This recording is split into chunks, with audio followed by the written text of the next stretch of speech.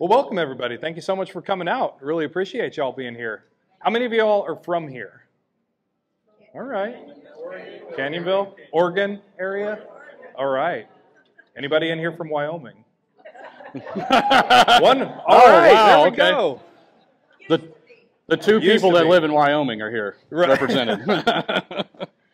Well, everybody, my name is Brantley, and this is Mark here. We used to work in the casino industry. We worked on slot machines. We were slot techs. And we're here to kind of just educate you guys about how you can do better in the casino, what things you can do, what things you can watch for, how to manage your money, do bankroll management, and so on and so forth. We've got a lot of fun activities for you guys planned today. It's going to be a lot of fun. How many of you in here watch our live streams? A lot of you. Wow, okay. All right. How many of you in here don't know who we are? All right, there we go. We're going to change that, guys. We're going to change that today. All right, everybody, so we're going to go ahead and we are going to get started. We're going to talk a little bit about budgeting first and how you can build up with your slot machine play, how slot machines work. We're going to do some fun demos. We'll do some Q&A, and then we're going to ask you guys some questions and see if you think that what we're saying is true or false. That'll be a lot of fun. All right, so let's talk about budgeting. Budgeting is, of course, the biggest, most important thing when you are gambling, right? Absolutely.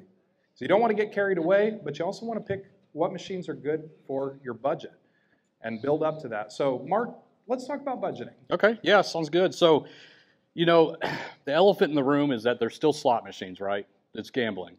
And a lot of people think that it's, you know, it's easy to kind of just go in and go nuts, and then what happens? We have the walk of shame walking out of the casino like this, you know, just, what did I just do? Can I turn back to time? You know, How many like of you have done that? Oh, yeah, come on. Everybody that's in here has done that, right? We've all Okay. done it.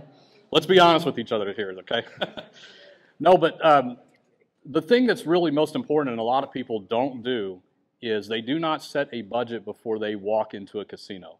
They decide to do it when they're sitting down at the machine playing. Guys, that is the wrong time to be setting a budget and deciding what's to do, you know. You want to definitely decide that while you're in the car or you're on your way, things like that. Budgeting is just such an important factor. And we always say this, of course, you guys probably know this, even though you probably convince yourself that it's not true. Never, never gamble with money you can't afford to lose, because you know what'll happen a lot of times, right? So what we do a lot here is not just talk about budgeting, but what you can do to actually extend your bankroll a lot longer than you typically would. And there actually is some things that you can do to really help with this. A lot of the budgets and methods, and like the methods that we talk about, it's all about just pushing your luck at the right times and picking the right machines to play at the right times. And so the first thing we're going to talk about is the build-up method. This is something that Brantley created last year. It's worked for a lot of people. It may seem kind of boring sometimes. You're not playing those big flashy machines, but if you really want to try to extend your bankroll, this is a really good method to practice on. And we have had many people walk into a casino with $100 and have gotten their first hand pay by the time they do this method.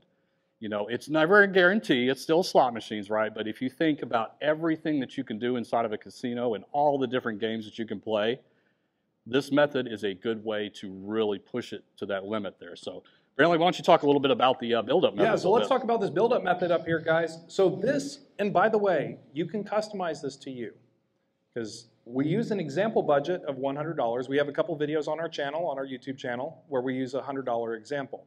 But if you're working with a budget that's higher, or you're working with a budget that's lower, you can adapt this, of course, 100% to you. So again, for example, we're going to say $100 budget. So our rule is, it's a 1% rule, meaning that whatever your wager is, whatever you're gambling, should not exceed 1% of that budget. So we're going to use that. We got $1 a spin. So we're going to look for something that's $1 a spin. You're going to basically just gradually build up. So as you build up, you're going to set yourself a goal. Say, okay, well, I'm going to try this and try to double it up, get it to 200. If that doesn't work, okay, it's still gambling. It's still a slot machine. But we're going to try. We're going to try to double that up. Double it up to 200. And once you've done that, you're going to increase your risk a little bit. You're going to say, okay, you know what? I've doubled up. Now I'm going to try a higher denom machine, a higher bet level. And you're going to basically just keep doing that and gradually grow and grow and grow until you can get up to higher denominations, the $10, $5 bets. And also, with this method too, we always recommend setting some money aside because that's really important. Because you always want to make sure, you know, if you get up, stop at any point that you're comfortable stopping. So if you get up to, you know, $200 and you're like, you know, that's good for me, go home with the 200. But if you're feeling a little risky, you want to increase your bet a little bit more, then you can increase your bet, go up to the next step. We talk a lot about this. We have a couple different videos out on it. How many of you have seen that video? All right.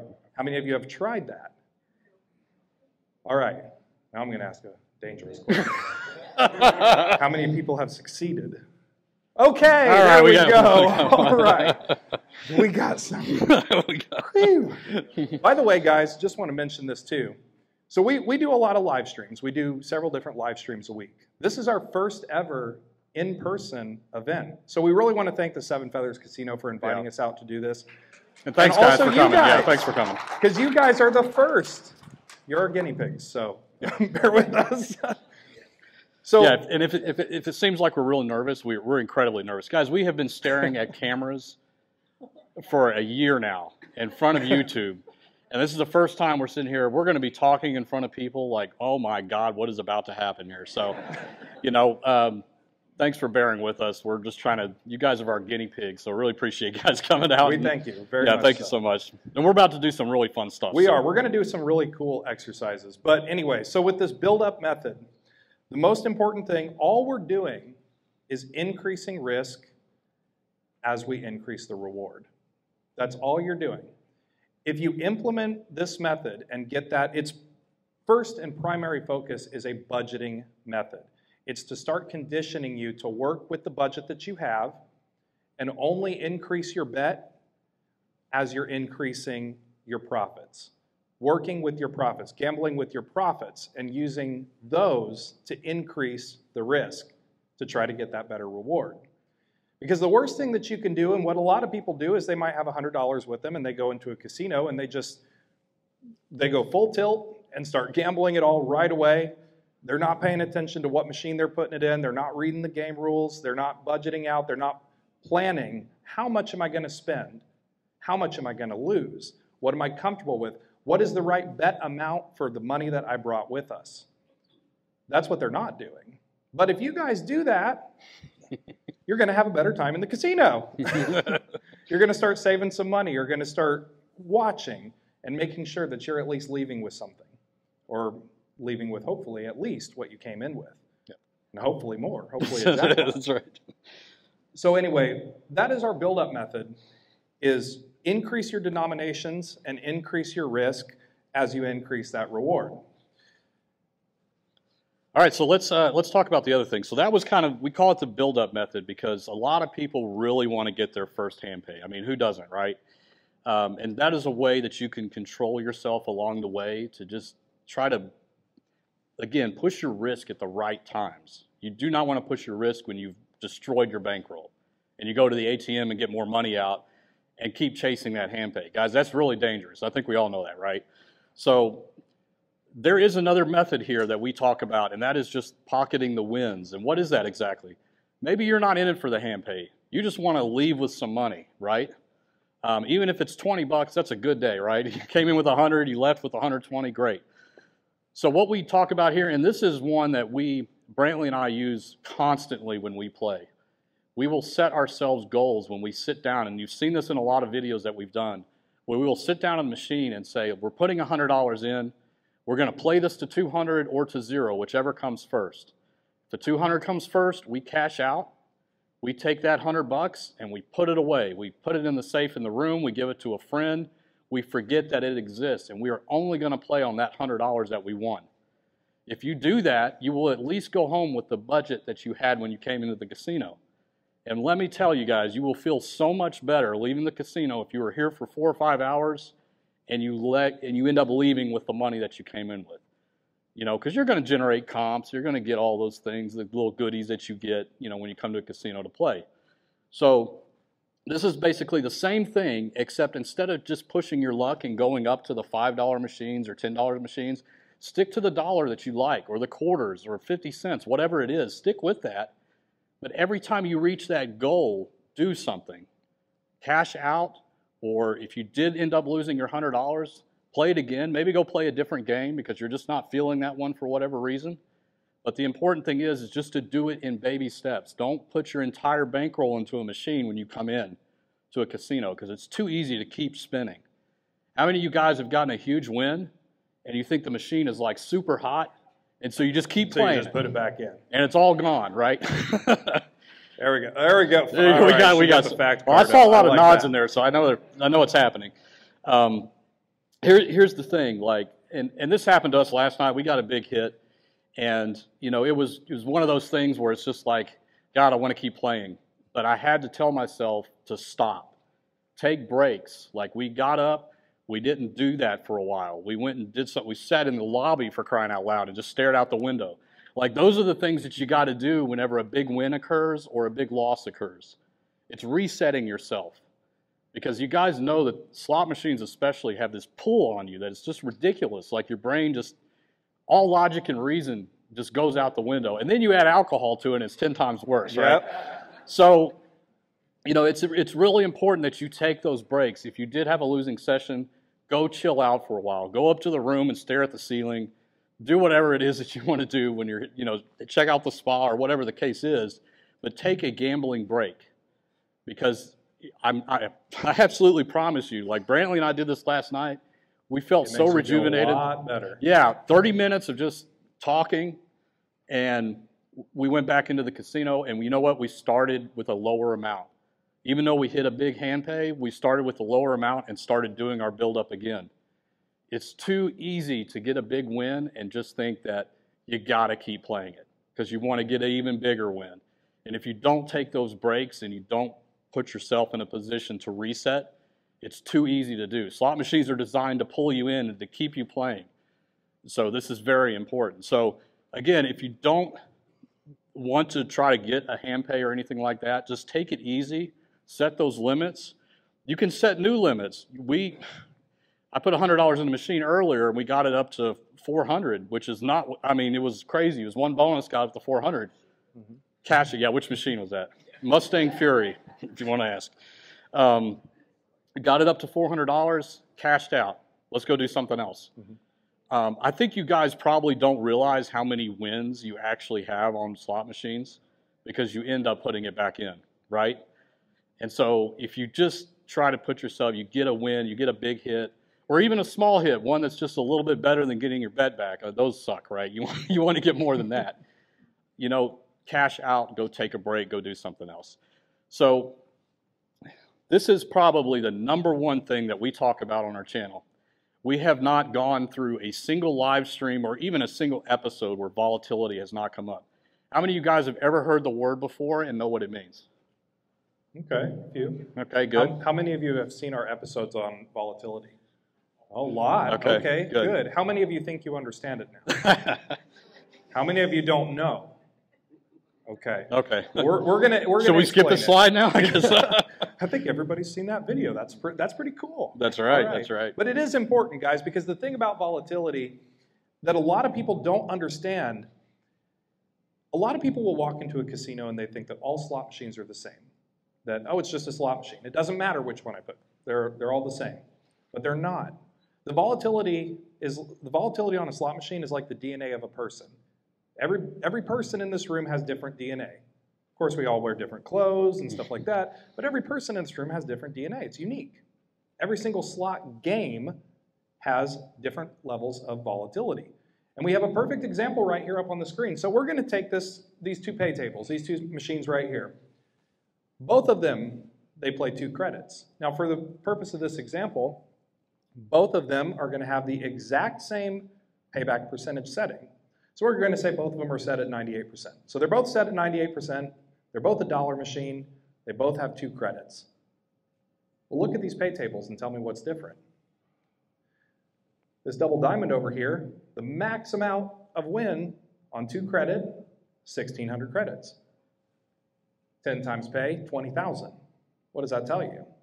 How often is that 20,000 going to hit? Never. Yeah, right, never. Guys, I had a 10 times pay machine. I did own I owned a business a while back, several years ago, where I was selling slot machines, and I sold several of them. We had a 10 times pay slot machine in our store. Guess how many times it hit? 0. So when you're looking at slot machines, a lot of people are very obsessed on what is that payback percentage. I want to know what the casino set it at. I want to know what the casino set that payback percentage at. Look at the pay table. It has nothing to do with the payback percentage. It has nothing. How many of you in here, raise your hand really quick, how many of you in here have ever heard the term, oh, the casino A is tight? Or, oh, you got to play at this time because or this machine is hot. Everybody's heard that. Everybody's heard that. And we're going to have some more of those coming up later. But this is exactly what volatility is. You've got two machines, same denomination, same bet amount, same payback percentage. But if you pick this one, you're probably not going home a winner. So look at your pay tables. And basically what the volatility is, we've got one that's low in volatility and one that's high in volatility. Mark, tell them a little bit about what is the difference between the high and the low volatility? How does the machine ride? Yeah, so like Brantley said, and for you guys that don't know, casinos set slot machines at certain payback percentages, okay? So they may set all the dollar machines at 92% or 95%, whatever. And that means over the lifetime of that machine, 10 million spins or so, 95% of that will go back to the players. Maybe not you individually, but overall, it will go back. Not individual session. Right, not individual session. So if you have both of these machines here, and they're both set at 95%, the way that they get to that 95% is very different. Okay, one is slow and steady, which would be the double diamond over here. So you will get some small wins along the way. Max jackpot, 1,600 credits.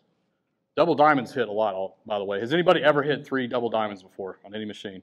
Okay. All right, 2 of us? Okay. Has anyone ever hit 3 10 times pay symbols online? You have?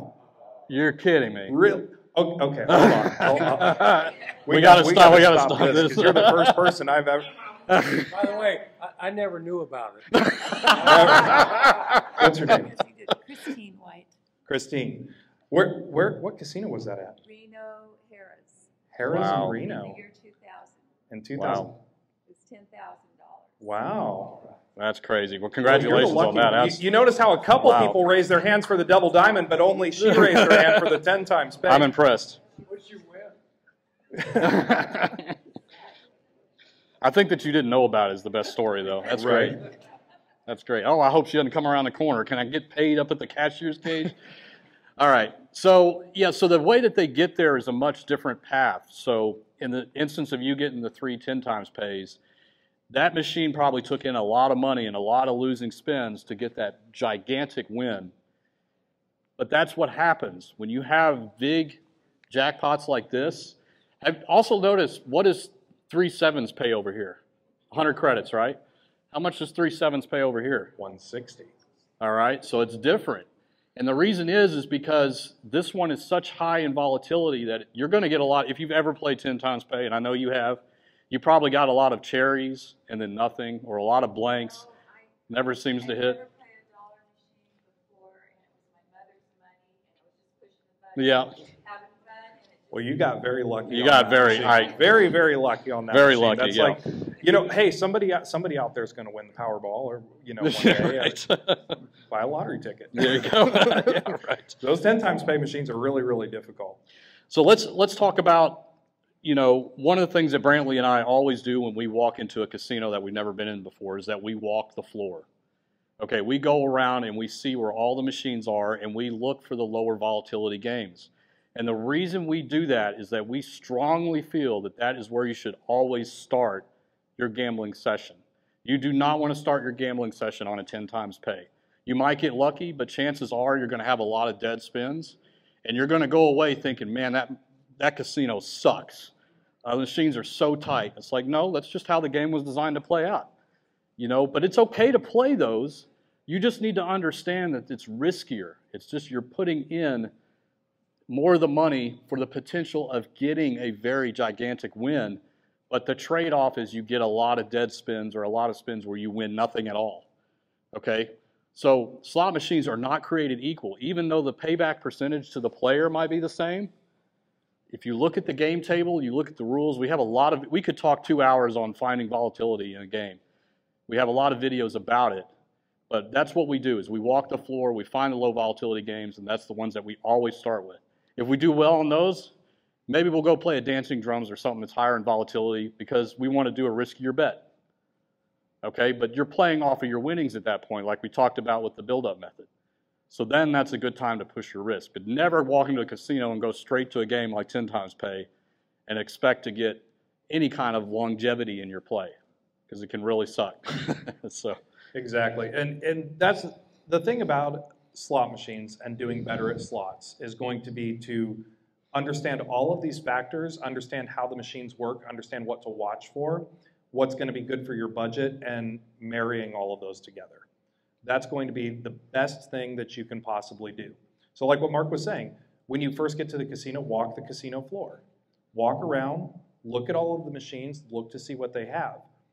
If you walk into a brand new, a casino that you might have never been in your entire life, you've never been to this property, you walk in, and you walk right up to 10 times pay, for example, and you play it, and you lose, then you're going to walk out and you're going to assume, oh, the whole casino's tight. The whole casino's tight. No, it's just the type of game that you play.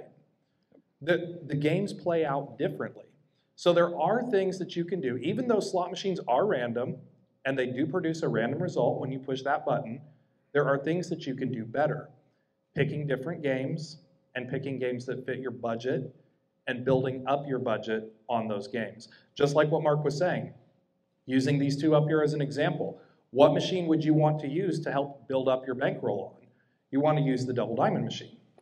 And then once you built up that bankroll, then go to the 10 times pay. If you feel a little risky, want to risk a little more, have some extra to spare, then you can try that one.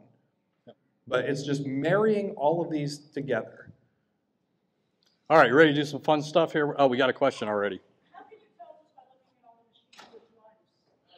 That's a really good question. That's why I could talk 2 hours on this. So you ready? No, I'm just... So here's a quick way to look. If you look at both of these, what do you find different about the 10 times pay that makes it seem like it's higher in volatility? What do you notice? The max payout. Reward. The further away that max payout is from your base play, your dollar, let's say it's 1 credit that you're playing, and it's $5,000 for 1 credit, the further away that is, the more volatile the game is. Okay, so these are simple examples, but you know there's games out there that are just insane. Like you can't figure out the pay tables because it's 10 pages in the game rules of how, those are also high in volatility. Like we always say that if it's a game that has a lot going on and there's 10 pages of rules on what patterns that pay and like all this kind of stuff, multiple progressives, those are the high volatility games. So general rule, the more that's going on, and the higher that max payout is from your base amount that you're wagering, the more volatile it generally is. We talk about volatility a lot, of course, and there's not a day that goes by where people are not emailing us or contacting us. What is the volatility of this game? What is the volatility of that game? Because everybody wants to know. I understand that. But there are some things that you can do, and the ones that we just said are kind of the general idea on how you can tell the volatility of a game. So I hope that helps a little bit. I do have a question really quick for everybody out here. How many of you have sat down at a slot machine and you've opened up the game rules? The game rules. Okay, good. How many of you have never looked at the game rules on a slot machine? Right. Okay, wait a minute. It's either one or the other, guys. I think we saw 5 hands that said yes and 2 hands that said no. So which is it? Game rules are very, very, very important and very crucial. And when you are trying to determine things like volatility and your risk versus reward, things like reading the game rules of a slot machine and looking at the pay table, those are going to be important. And especially a lot of the new games that are coming out today, they're very digital, they're very, video game style, lots of reels, lots of stuff going on. You're going to have to push that game rules button or, rules, or sometimes it says something else, the game rules button to actually look and see all of the pay tables and all of the lines. And exactly like what Mark was saying, in general, The longer those rules are, and look at double diamond right there. There's the game. There you go. The game rules are right down here. Match any other symbol on pay line, double win combination. It's three little things. That's it. That's your game rules. Now go open up the game rules on Dragon Link and see how long those are. All right. So hopefully you will just get bored and just get out of there. Like, don't play the dragons, guys. No dragons. You can. You definitely can. No, you can't. You can't. Well, you can if you it is all about entertainment too. It You is. want to pick what entertains you, Yeah. but also make sure that you understand, and this Yeah. is what Mark was saying about the volatility and the budgeting and everything, because you have to marry all of those together. Make sure that you understand what you're getting in for. The chances of you hitting that grand are not as high as the chances of you hitting 3 double diamonds. That's just how it is. It's just math. It's just how the game is designed. So as long as you understand that and you're like, you know what? I understand I might not get the grand on Dragon Link. I understand that, but I want to try it. Then you're good. Yep. But don't go put your savings account in. All right, Mark. All right, guys, so we're going to do something fun here, and we're going to need 5 volunteers. You got to know how to flip a coin. All right, So, 5 volunteers that know how to flip a coin. We need 5 volunteers. Raise your hands, guys. Raise your hand. All right, we got Come on 1, 2, 3, 4. All right. Volunteers, We got come on another up one. here. We got another one. All right, so guys, what we're going to do here is we're going to. How many of you guys have ever Just having wondered? 5 over here. Okay. There we go. All right. So how many of you guys have ever wondered how a slot machine actually works? Like, how is it determining what to pay you or not pay you? Yeah, right. What we're going to do here is an example, and it's a very simplistic way to demonstrate what is going on. Slot machines are pretty complicated, but what we're going to do here is a perfect example of what actually goes on when you hit that spin button or pull the handle. So what we're going to have everybody do here is flip a coin 10 times. What is the odds of hitting heads when you flip a coin? Just shout it. Everybody in the room. 50-50, right? 50-50. Okay. 50-50, right? So we're going to have, let's just go see what happens here. I want you guys All right. to flip Line a up coin over 10 here. times. Grab yourself a coin. We'll And take you these, can spread out. You can spread out Yeah, over you here. can spread out if you want to. And then all you're going to do, guys, is just flip the coin 10 times and record your result. You can use hash marks. Do we have to flip it in a certain way? Can we just No certain way. Just toss it- Any you can way toss it on want the to. floor can if you flip want it on the to, table, or whatever. Toss it on the floor. I'm not good at flipping coins, so I just drop it on the floor. 10 times. Just see what the result is.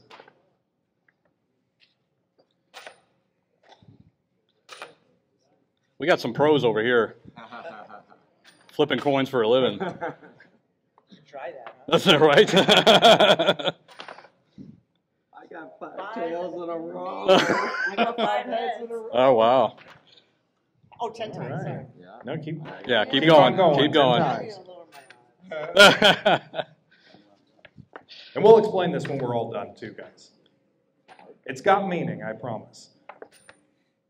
Uh-oh. I lost my quarter. Where'd it go? It went down here. Oh, yeah. No. Here, we got another one. We got extras, don't Thank worry. you. I don't have a quarter. You dropped I've been it. playing Oh, you lost it again. Oh, God. for a while. Okay. I don't have any quarters. All right, we got one result in already. Perfect. Thank you guys very much. So we're going to start So writing 6 this and 4. down, Okay. and then I'm going to explain it. All right, thank you. Oh, you even counted it out for us. Thank you so much. Appreciate that. Save you. Thank you. 6 and 4.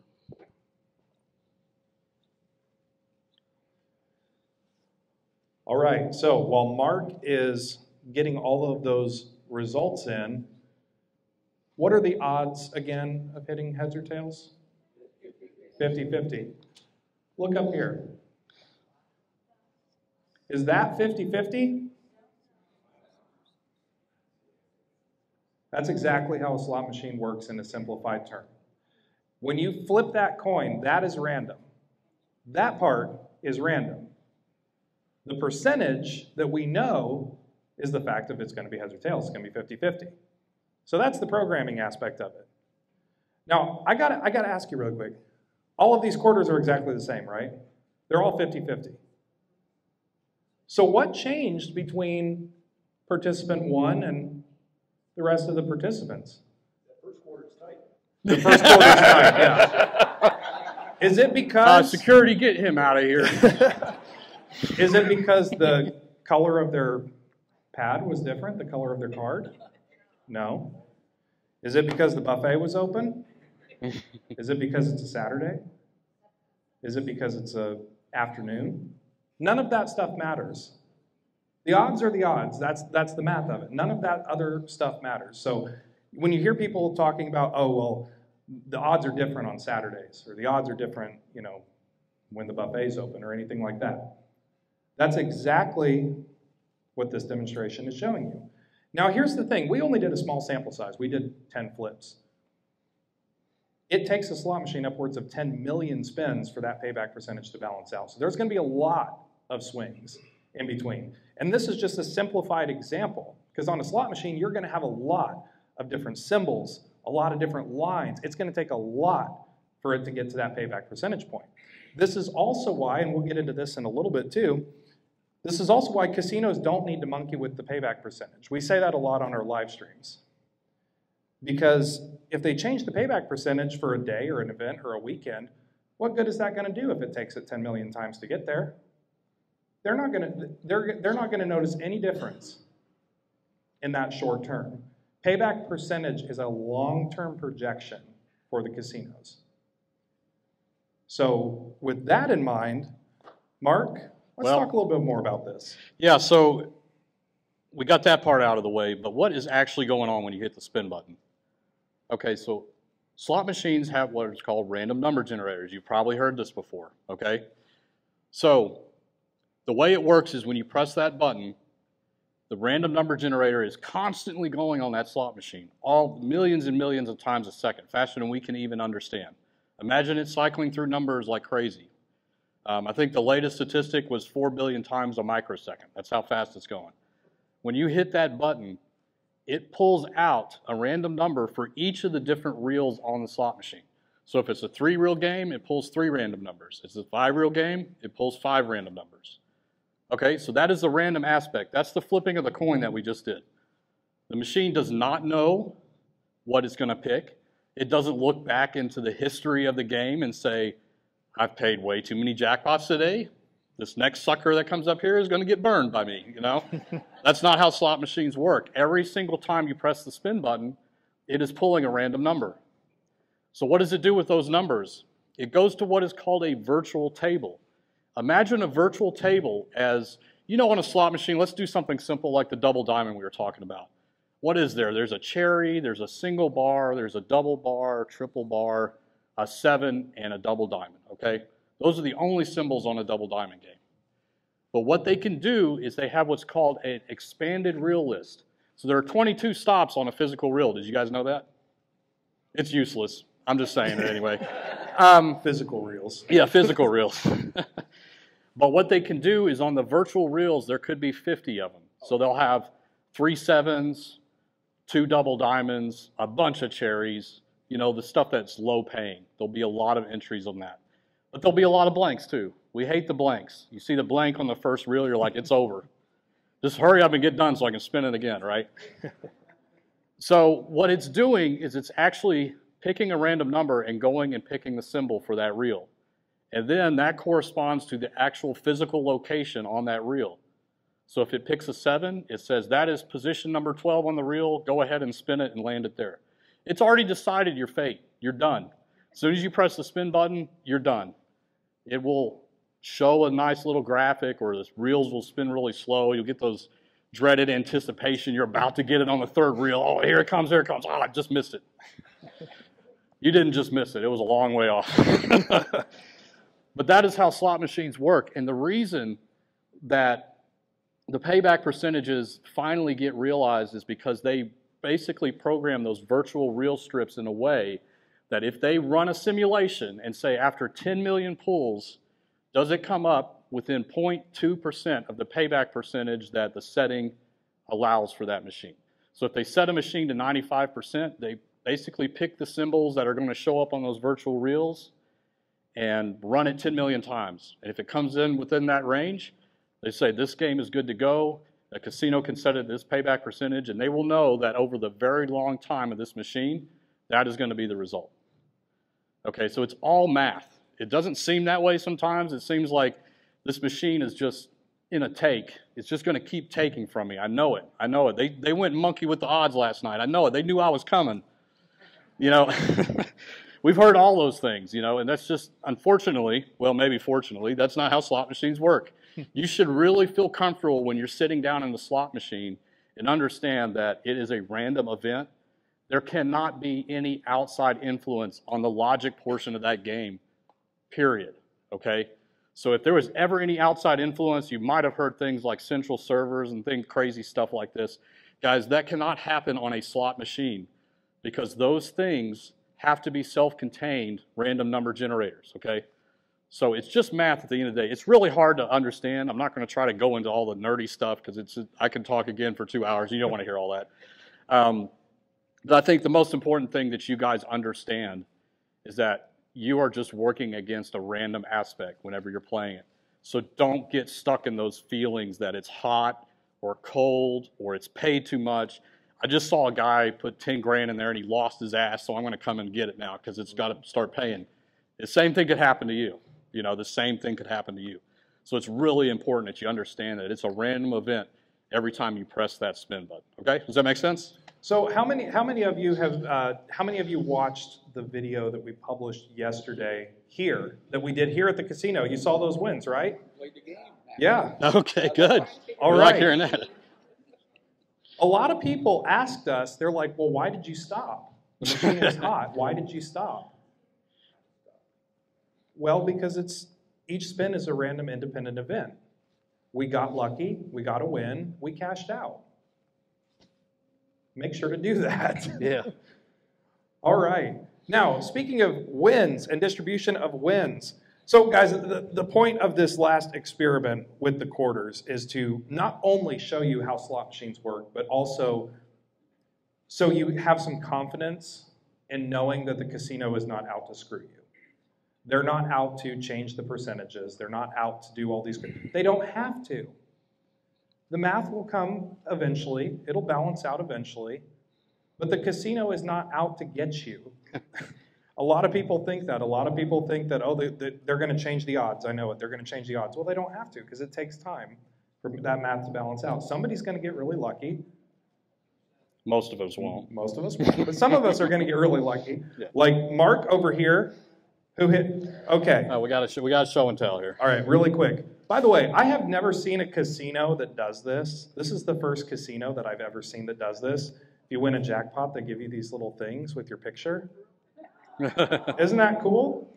I've never seen a casino that does that. This is the first casino I've ever seen that does that.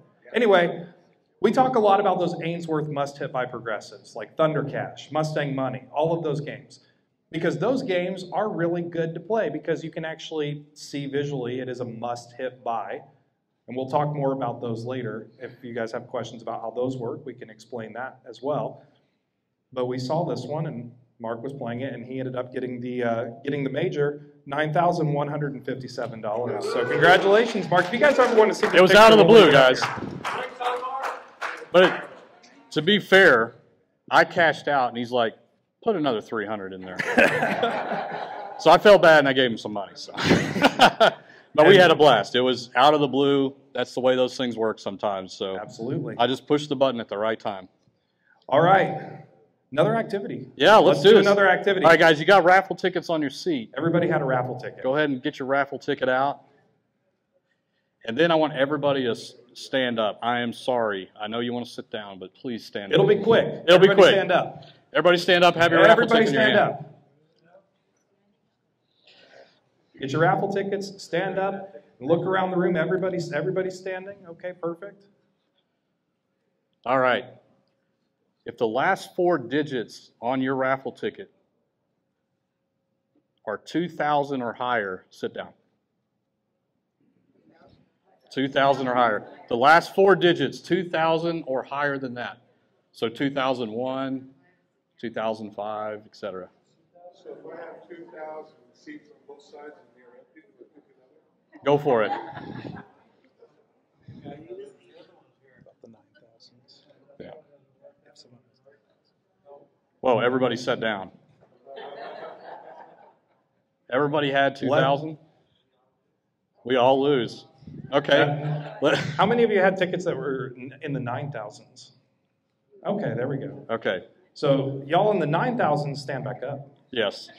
We're getting your exercise in today. All right, everybody else stay down, 9,000. I'm terrible at instructions, guys, clearly. All right, Mark. All right, so if you are 9,980 or higher, sit down. 9,980 or higher, sit down. Yeah. All right, so everybody who sat down first, everybody who was still seated when that second group stood up, that's a losing spin. Yeah, so look around the room. it's shrinking fast, right? Shrinking fast. So we're gonna keep going. We're gonna do this again. By the way, there might be a prize. For the Yeah, there last is a person prize standing. if you're left over here. If the magic seat was selected in here. All right, so if you got, let's say, 9,965 or higher, sit down. All right, I think that was a cherry. Yeah. All right, so we have 5, 1, 2, 3, 4, 5 people left. Okay. If you have the number 9950, does anybody have that one? 9951. All right, we got a jackpot winner back here. 9951. Okay. So everybody All go ahead and right. sit down. So, And we have got for you, by the way, guys, I heard that these are very coveted. yeah. These are very coveted here. Are you from here? No? Okay. Well, you're getting a very coveted item Yes, because sir. you're getting, this is Squatchy. So congratulations. And thank you for Seven Feathers for giving us a Squatchy to give away. So let's explain what just happened here, guys. You're probably like, oh, great. Okay, what was this? So we're talking about distribution of wins. Okay, we talked about how slot machines pull results, things like that. Okay, why is it always that if I do get a win, it's maybe my bet back or it's a little bit less than that, or it's always a stupid cherry with nothing else, like, you know, it's always low. Or when you're on dancing drums and you're picking those coins and it's always the mini or the minor, why is it never the grand? Guys, slot machines are stacked heavily to those lower wins. And so what we were trying to demonstrate there when everybody was standing up, that was the potential. But as soon as you press the spin button, 70% or 80% of you sat down. Okay, that was a losing spin. That's pretty typical on a slot machine. But basically the way it works is that the higher the win, and we talked about this during the volatility thing, the higher the win, the harder it is to win. It seems pretty obvious, but I think it's something that you just got to drill in your mind, especially when you're watching a game or looking at a game that has a really high progressive. Or maybe it has, you know, even the double diamonds. You get 2 double diamonds in a blank, you're like, oh, I almost got it. You know, you probably didn't. But the thing is that slot machines are very heavily stacked in losing spins. And it's important that you just understand that and set your expectations when you're playing a slot machine so you don't always think you're just going to get the grand. Why do I never get the grand? It's always a stupid minor or mini. Like, we've all been there, right? So just understand that that's what's going on all slot machines. One of the questions we get a lot is Wheel of Fortune. People think that it's actually like a spin, like it's like on the, you know, on the game show where you spin it and gravity does its thing and it lands in the spot. No, it's heavily weighted to those 20s and 30s and 40s and 35s. Like, getting that 1,000 or that top one is very difficult. So when we talked about the random number generator and things like this, think about, let's say it picked a number for dancing drums when you're picking the coins and you're trying to get a progressive. Think about what that random number has to pick from. There's probably 50,000 minis in there, 35,000 minors, 1 grand, maybe 100 majors, stuff like that. That's what's going on. So it's still random. But what it's picking from largely depends on what the payout is. Okay, so your chances just go down the higher the amount is that you're going to get back. Make sense? So that's what we're trying to demonstrate here is that you should just understand that even though slot machines are random, they still pick, like Brantley uses a perfect example of like a claw machine game. You know, whenever there's a random number and it picks the random number, it pulls a prize out of the claw machine. But just imagine that if you did get a win, there's going to be a bunch of cherries in there. You know, it's going to be very small amounts. So the reason we're telling you all this and everything that we've done so far is really to just make sure you guys understand what is going on when you're playing the game. Because we really feel, honestly, that the more educated you are about how this stuff works, the more likely that you will focus heavily on your budget, maintaining control, and then also playing the lower volatility games if that's your thing. If you get yourself so caught up in all these crazy myths, I mean, you guys have probably heard it all, right? Oh, we're going to go through a few here. Yeah, we are. Get your cards ready. Yeah, your factor fib cards, those will be next. That's going to be yeah, a fun so, one. you know, in fact, let's just jump into that. So, guys, get your factor fib card, and what we're going to do is we're going to read out a statement, and we'll say 1, 2, 3, and I want you to hold up the card if you think it's a fact or a fib. If you're wrong, don't worry about it. We're here to educate. We're here to, everybody's going to learn something here. So we're going to read out something, and you guys tell us what you think. All right, I'll get us started with a really easy one, really quick. How many of you think that the player's card affects the slot machine? All right. And the answer is, it's false. Why is it false, Brantley? So, the reason, your player's card, guys. That's why we're here. Yeah. The player's card is a separate system. It is separate from the logic unit of the machine. So the player's card can do things like it can allow your host or the casino to see where you're playing. It can track things like your coin in and coin out for things like your win-loss report, which are very important. And that's how you get your benefits to the casino as well. What it cannot do is alter or manipulate the slot machine unit. How it's picking, how it's playing, it cannot. You know, and some people say, well, if I take my card out, I start winning. That right there is just coincidence. It's just coincidence. So the player's card system, your player's card cannot affect a slot machine. But what it can affect is if you don't use it, you might not get your benefits. Do you know how many times we saw this a lot? I'll tell a little personal story. I'm going on a tangent. All right. So when I work, long, guys. It'll be a short tangent, though, I promise. So when I worked in the casino business, we had a player, very, very nice lady. She would come in and she would play all the time. She was a very, very high limit player. She would bring $10,000, $20,000 with her to the casino at any given time. She would not use a player's card. She's like, I don't want to use a player's card. I'm not going to use a card. They can track me. They can do that. I don't want to use a card. And she would dump all that money continually, continually, continually. Then one day she asked me, why don't I get any free play? Well, I wonder why. You're not using your card. And then at the end of the year, man, I'm getting murdered on these taxes. We'll get your win-loss report. I don't have one. Why aren't you using your card? All right, next one. Mark, take it over. All right. Okay, factor fib on this one. The time of day that you play a slot machine can make a difference on the outcome of the spin.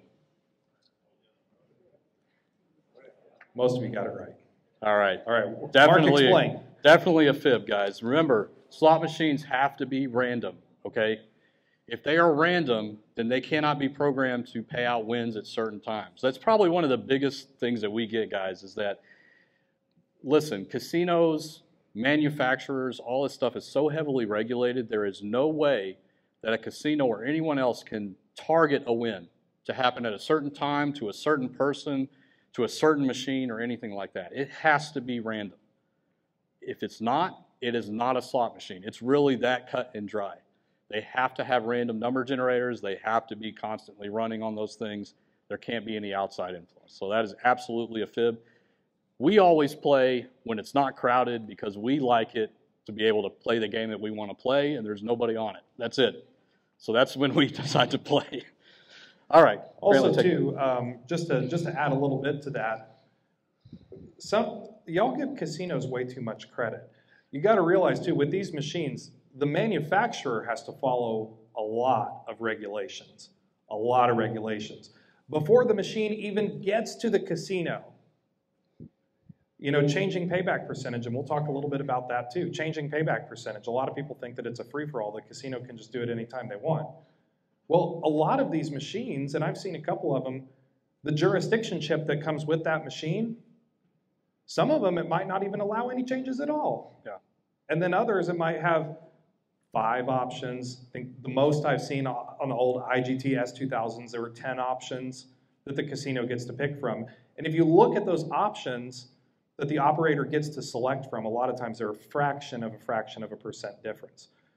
So your time of day, stuff like that, does not matter at all. And the casino can't just go in and change for a time or a day. And then, as we saw with the quarters and everything else, it takes a long time for that to do. Why would the casino spend all that money, all that time, all that effort, call down gaming, call gaming out, have them, unseal the machine, unlock the machine, get the keys, do the payback percentage change, do all of that, to change it for an event, just to do all that process and change it back again? Time of day, doesn't matter. All right, next one, Mark.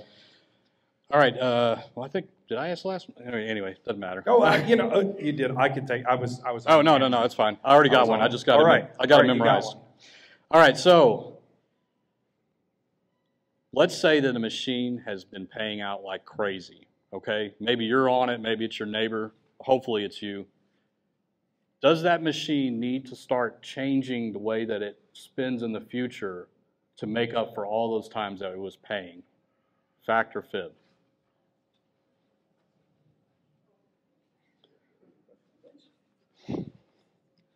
All right, that is a fib.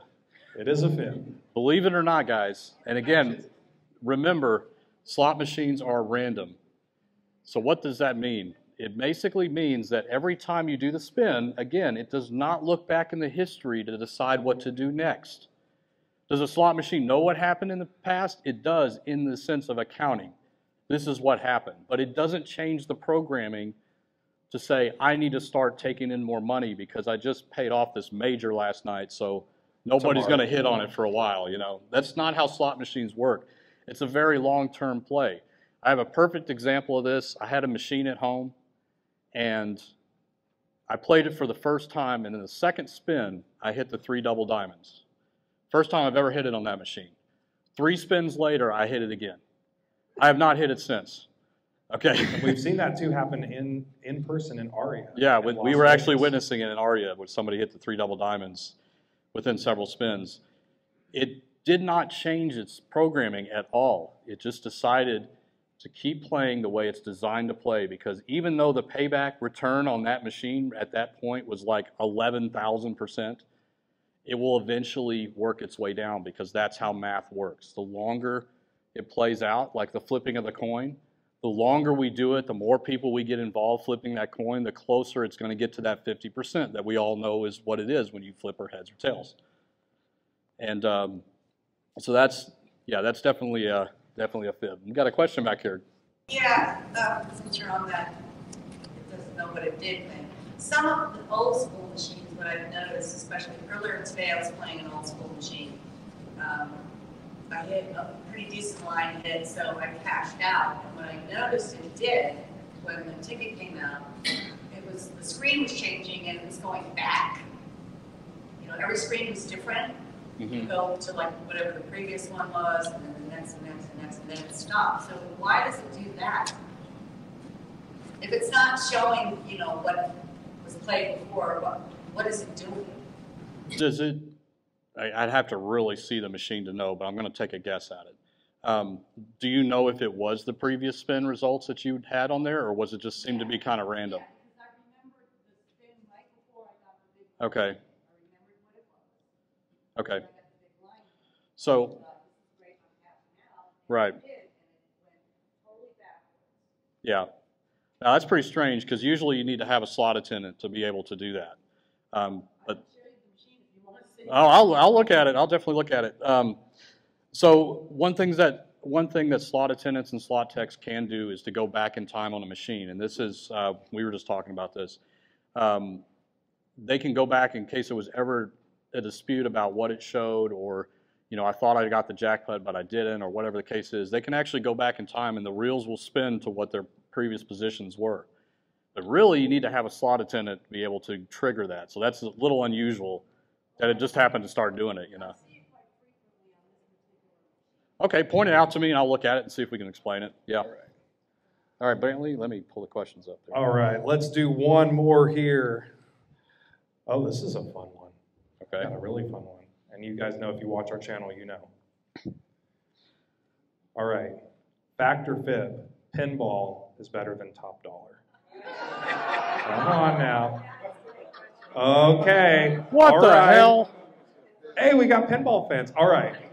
Now reverse it. Who thinks fact or fib, top dollar is better than pinball? You can't do both. You're disqualified. Come on, guy. Where are my top dollar fans? Come on. Okay. So if you guys have watched our channel long enough, you know we have this debate constantly because pinball is Brantley's favorite, top dollar is mine. We love both of them, but we always like to ask those questions about anybody. So those are two fun games. Throw that in there. Alrighty, here. Let's we'll take a new one. Okay, this is kind of a good one here. So how many people think that fact or fib, a brand new slot machine that just came in, that they just installed right outside the front door, big and flashy, brand new, they're advertising it, it's right outside the front door. How many of you, fact or fib, it pays better? All right, there's a mix. It is a fib. It is a fib, that is for sure. All right. All right, now this one is relevant to what happened to us last night when we were playing Thunder Cash. Is there a benefit to walking around the casino and looking at the progressive machines before you sit down at a specific machine that may have different progressives? So we're talking about the same kind of machine. Let's say there's 3 dancing drums right next to each other. Is there a benefit to looking at all 3 and deciding which is the best to sit down and play? There we go. Awesome. Glad to see that. So here's the thing, though. The one thing you got to understand is that on regular progressives, these are not must-hit buys. We were talking about those, but regular progressives are the ones that never have the words must-hit buy, must-win buy, must-pay buy, all that kind of stuff. These are just your regular old progressives. Those can go at any time. The odds of hitting those are exactly the same every spin that you do. So it could hit right after it reset, or it could cap out. You might have seen these before where you see like the major on Lightning Link is capped. It's not going any higher than, say, 10,000. It's actually still climbing behind the scenes, believe it or not, but it's only showing you the 10,000. That does not mean that it's due to go anytime soon. It could go on and on and on and on and on. So what the benefit you have is if you are going to win a progressive, do you want to hit it at the one that's the highest if the odds are the same of hitting it on all the different machines? Yeah. So it does make sense to sit down and play that. Now let's talk about must-hit buys, because this is the one that you really have some advantage play over. Clearly, you just won. Yeah, well, that was an anomaly. That's not typical. So must-hit buys mean that they must pay by a certain amount. They have a lot of Ainsworth machines out there. We've played every one of them in here already. But look at those must-hit buy, and the closer it is to that must-hit buy number, the better your chances are that you're going to get it. But the reason it is because it has to pay by a certain number. So you absolutely want to look at all of those numbers and sit down at the one that is the highest, because your chances just get a little bit better every single time.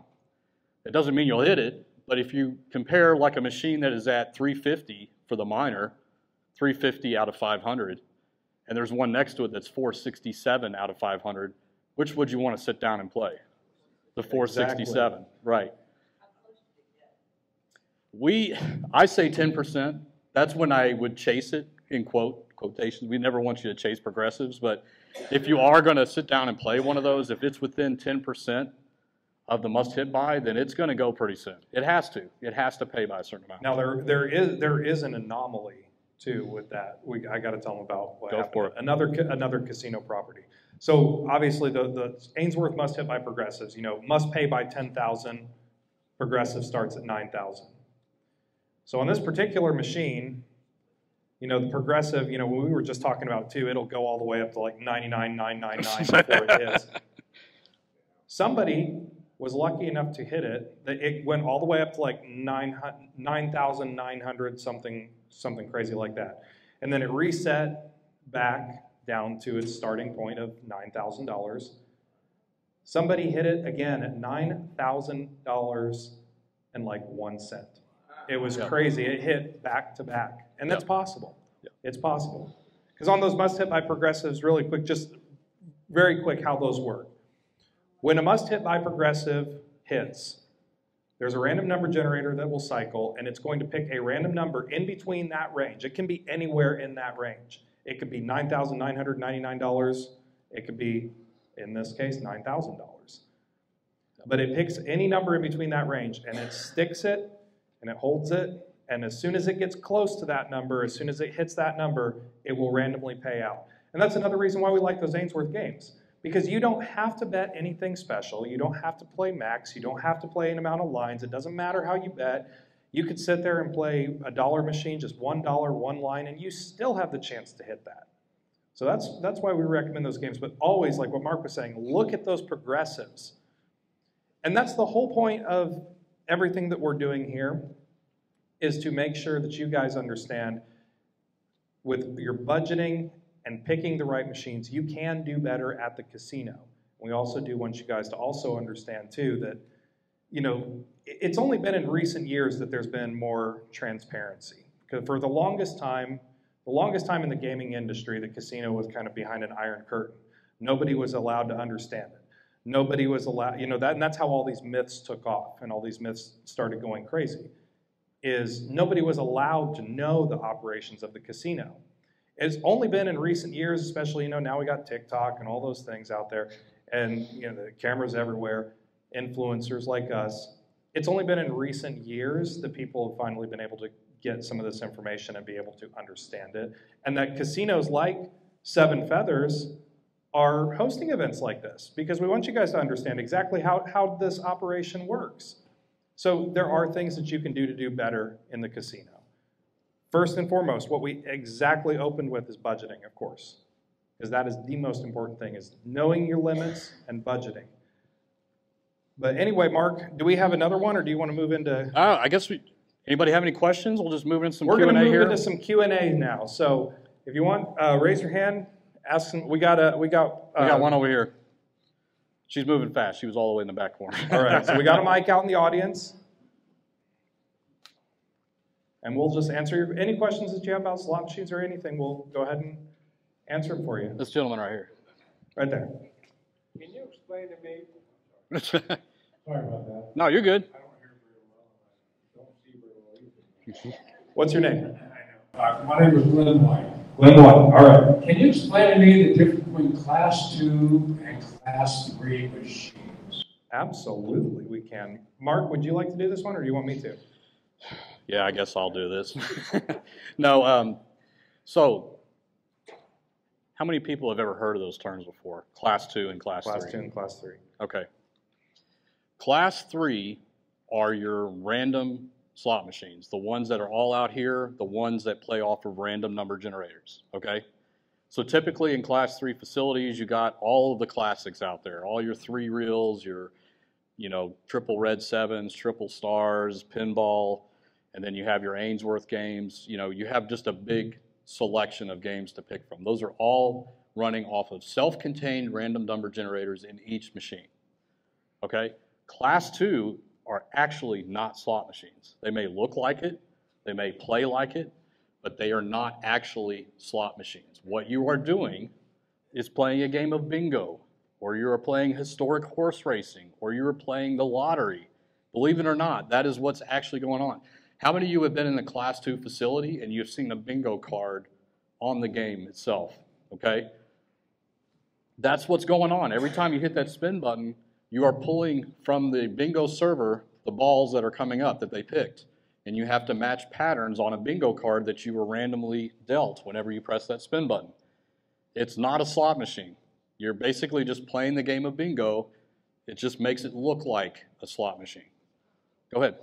Which one is better? Okay. I'll let Bradley. Brantley's going to take this one. All right, so guys, as Mark just explained, the difference between Class 2 and Class 3, they are very, very, very different devices. They both look like slot machines, they both play like slot machines, they both act like slot machines, but only one is a slot machine, and that's Class 3.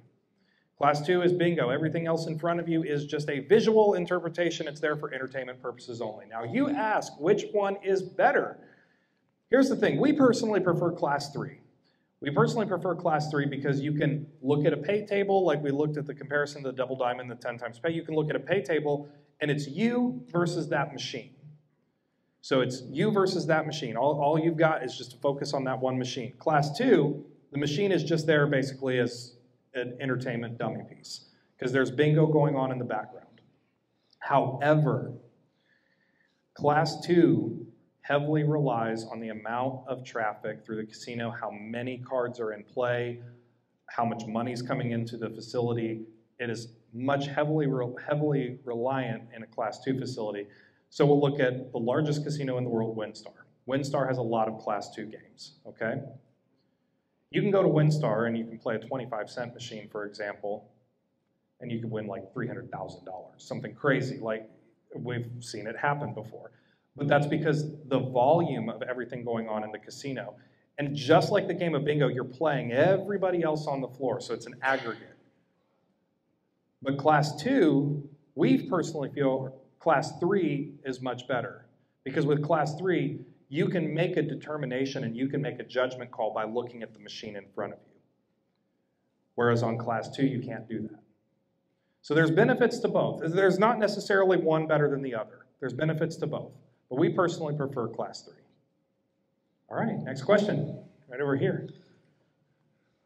She's coming around with the mic, too. What's your name here? Crystal. You know, I gotta tell you, when I saw that you guys got a $600 free play in one of the casinos, I was like, how did they do that? Absolutely. How did you get a $200 free play here, and you have to play here? Well, obviously, being a sponsor, but I was wondering about the 600. Is that just in Vegas, or is that wherever you go? So the thing with Vegas, obviously, a lot of different casino properties, they have way different systems of how they handle free play. So like, for example, Caesars. We'll take Caesars, for example. So Caesars, you get a flyer in the mail and it says, you've got $200 in free play. Okay.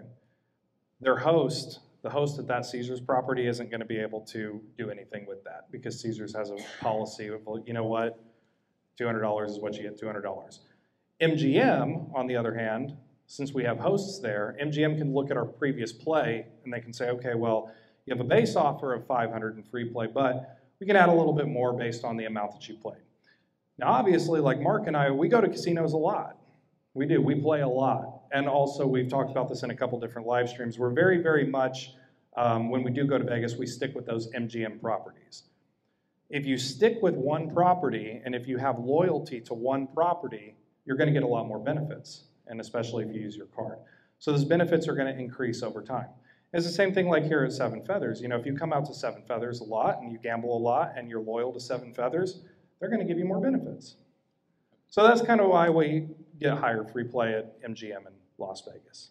All right, thank you. Yeah, and don't even try not to think that you need to go do damage in a high limit room to get comps, because you don't. It's all about the amount of coin in that you have. And when we say coin in, that is how much you are placing bets on a slot machine, not how much money you're actually putting in. Every time you place a wager on a slot machine, it gets registered as coin in on your player's card. So the longer you play slot machines, even if you play $1 or a quarter, the longer you play, the more likely you're going to just spin it off. You're going to put it all back in and spin it.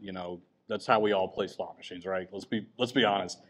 But because of that, the longer you're there, the more coin in you're getting, and that just with the the loyalty, that combined, you will eventually start to move up.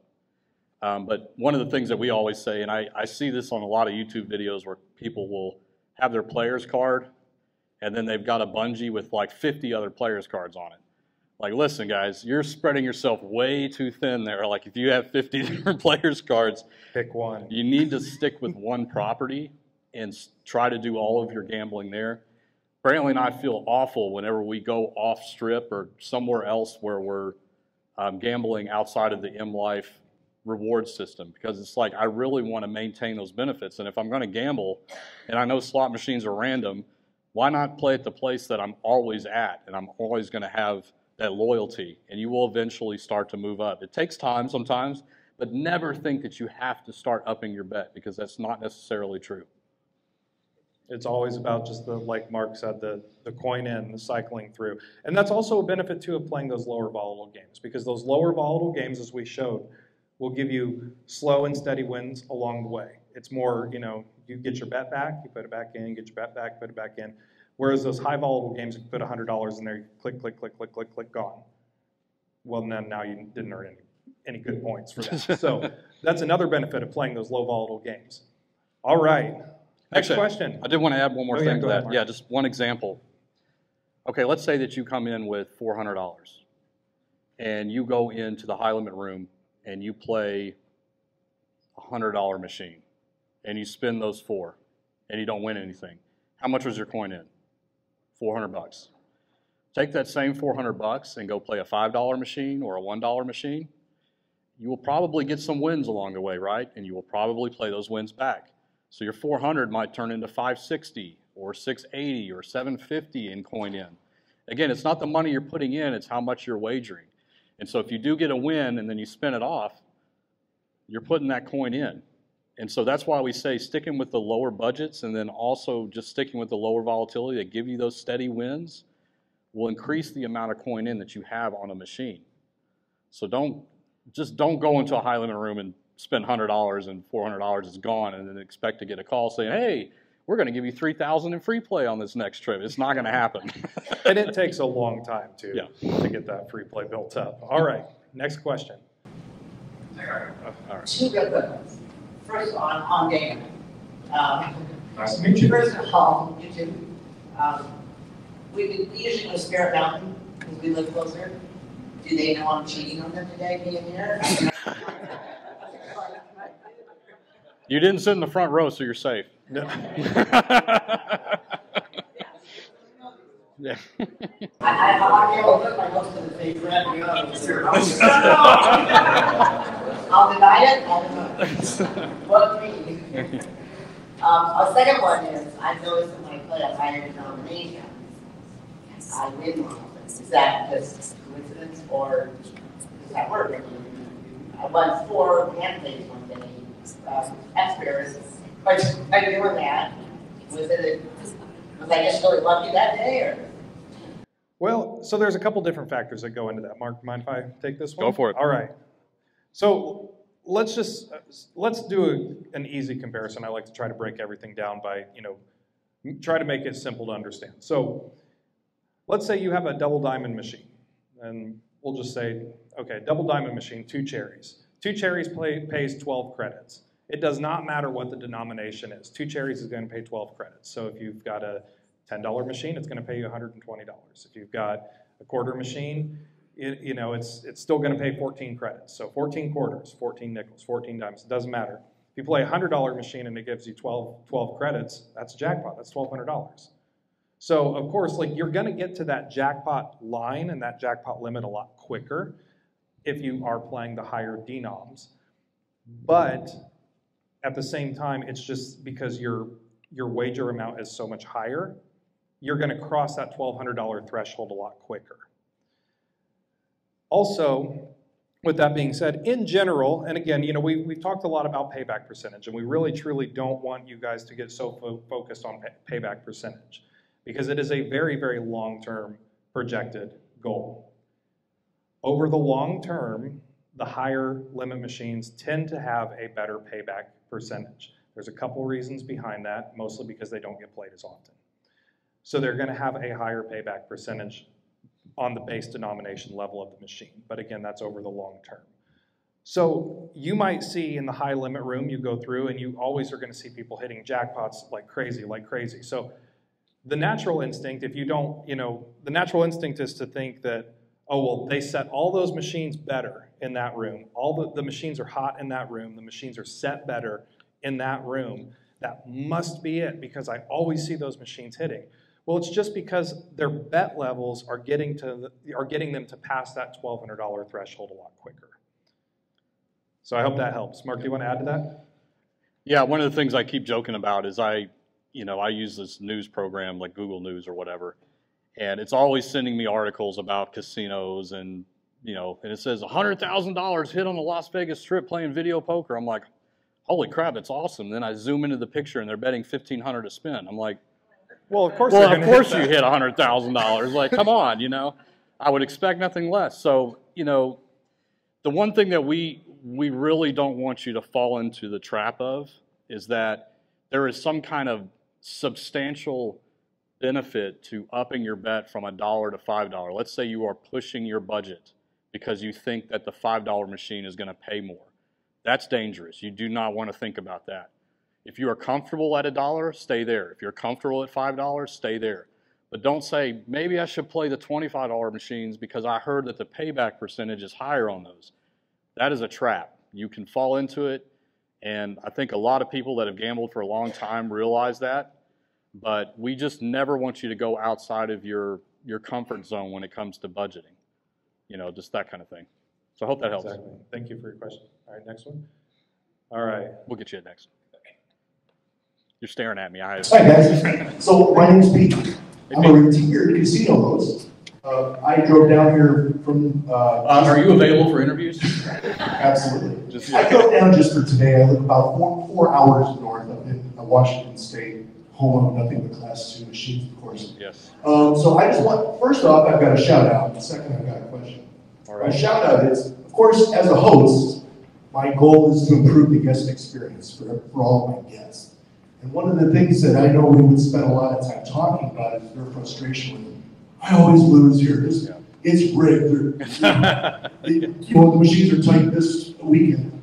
And I started referring your guys' videos to them. I would shoot them texts with your links. Thank you. And I noticed almost overnight this change in a big portion of my guest base where they felt more educated. And slot machines are random, so that doesn't mean they're automatically going to start hitting grands and majors, but they felt more in control because they understood what was happening inside the machine. Totally because of you guys. So wow. Thank you so much. That made my day. Thank you. Seven Feathers, folks, you guys are a class act for having people like this here to educate slot players. Class act, wherever you set Feathers. And then finally, my question, the slot act itself, raising the jackpot threshold from 1,200 to 5,000, was held up this year. It didn't move. But Representative Titus from Nevada feels that she has a real good momentum moving forward with that. Your thoughts and feelings on, is that a good thing for the casino industry? Is it a good thing for the players? I say yes. Yes. Your thoughts about, will we ever see this threshold move up to 5,000? Thanks again. Yep. Well, thank you very much for your question. And so, actually, since y'all are here, I'll give you kind of a little treat, a little Easter egg for what's coming up. So we do have an interview coming up next month that we will be publishing on the channel with an actual person that's licensed accountant, and they work directly with the IRS. And that is one of the questions that we will go over in the interview. And this is a person that has a good connection with the IRS, and actually we're going to talk about that. That'll be the first opening of that interview. So be looking forward to that. If you guys have not subscribe to the channel. That is coming. That's the only plug we'll do. That's the only plug we'll do, promise. All right. Good thing or bad thing? Mark, you want to explain some benefits and some pros and cons? Yeah, so here's, I think casinos would actually like it too, because it's a lot less paperwork and it's a lot less to deal with. Although slot attendants may not like it because less tips coming in, that kind of thing. But here's my take on it.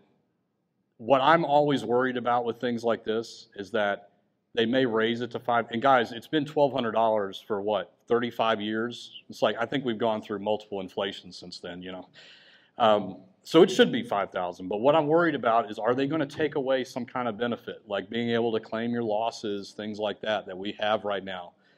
And so you just got to be, we're going to have to really watch the details on that to see if it's really going to be worth it or not. They can always slip stuff in. Yeah. They giveth and they taketh, so keep that in mind.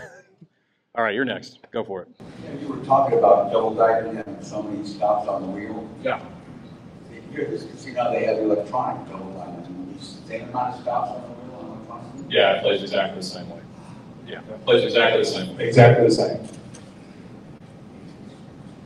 You want to tell them the fun fact about those games? Oh, Yeah. yes, fun fact. Actually, I have a question for our slots person for Seven Feathers. Really, You thought you were going to get away You with thought sitting you were in the going to back. get away with sitting back there. I have a question for you because I did notice this.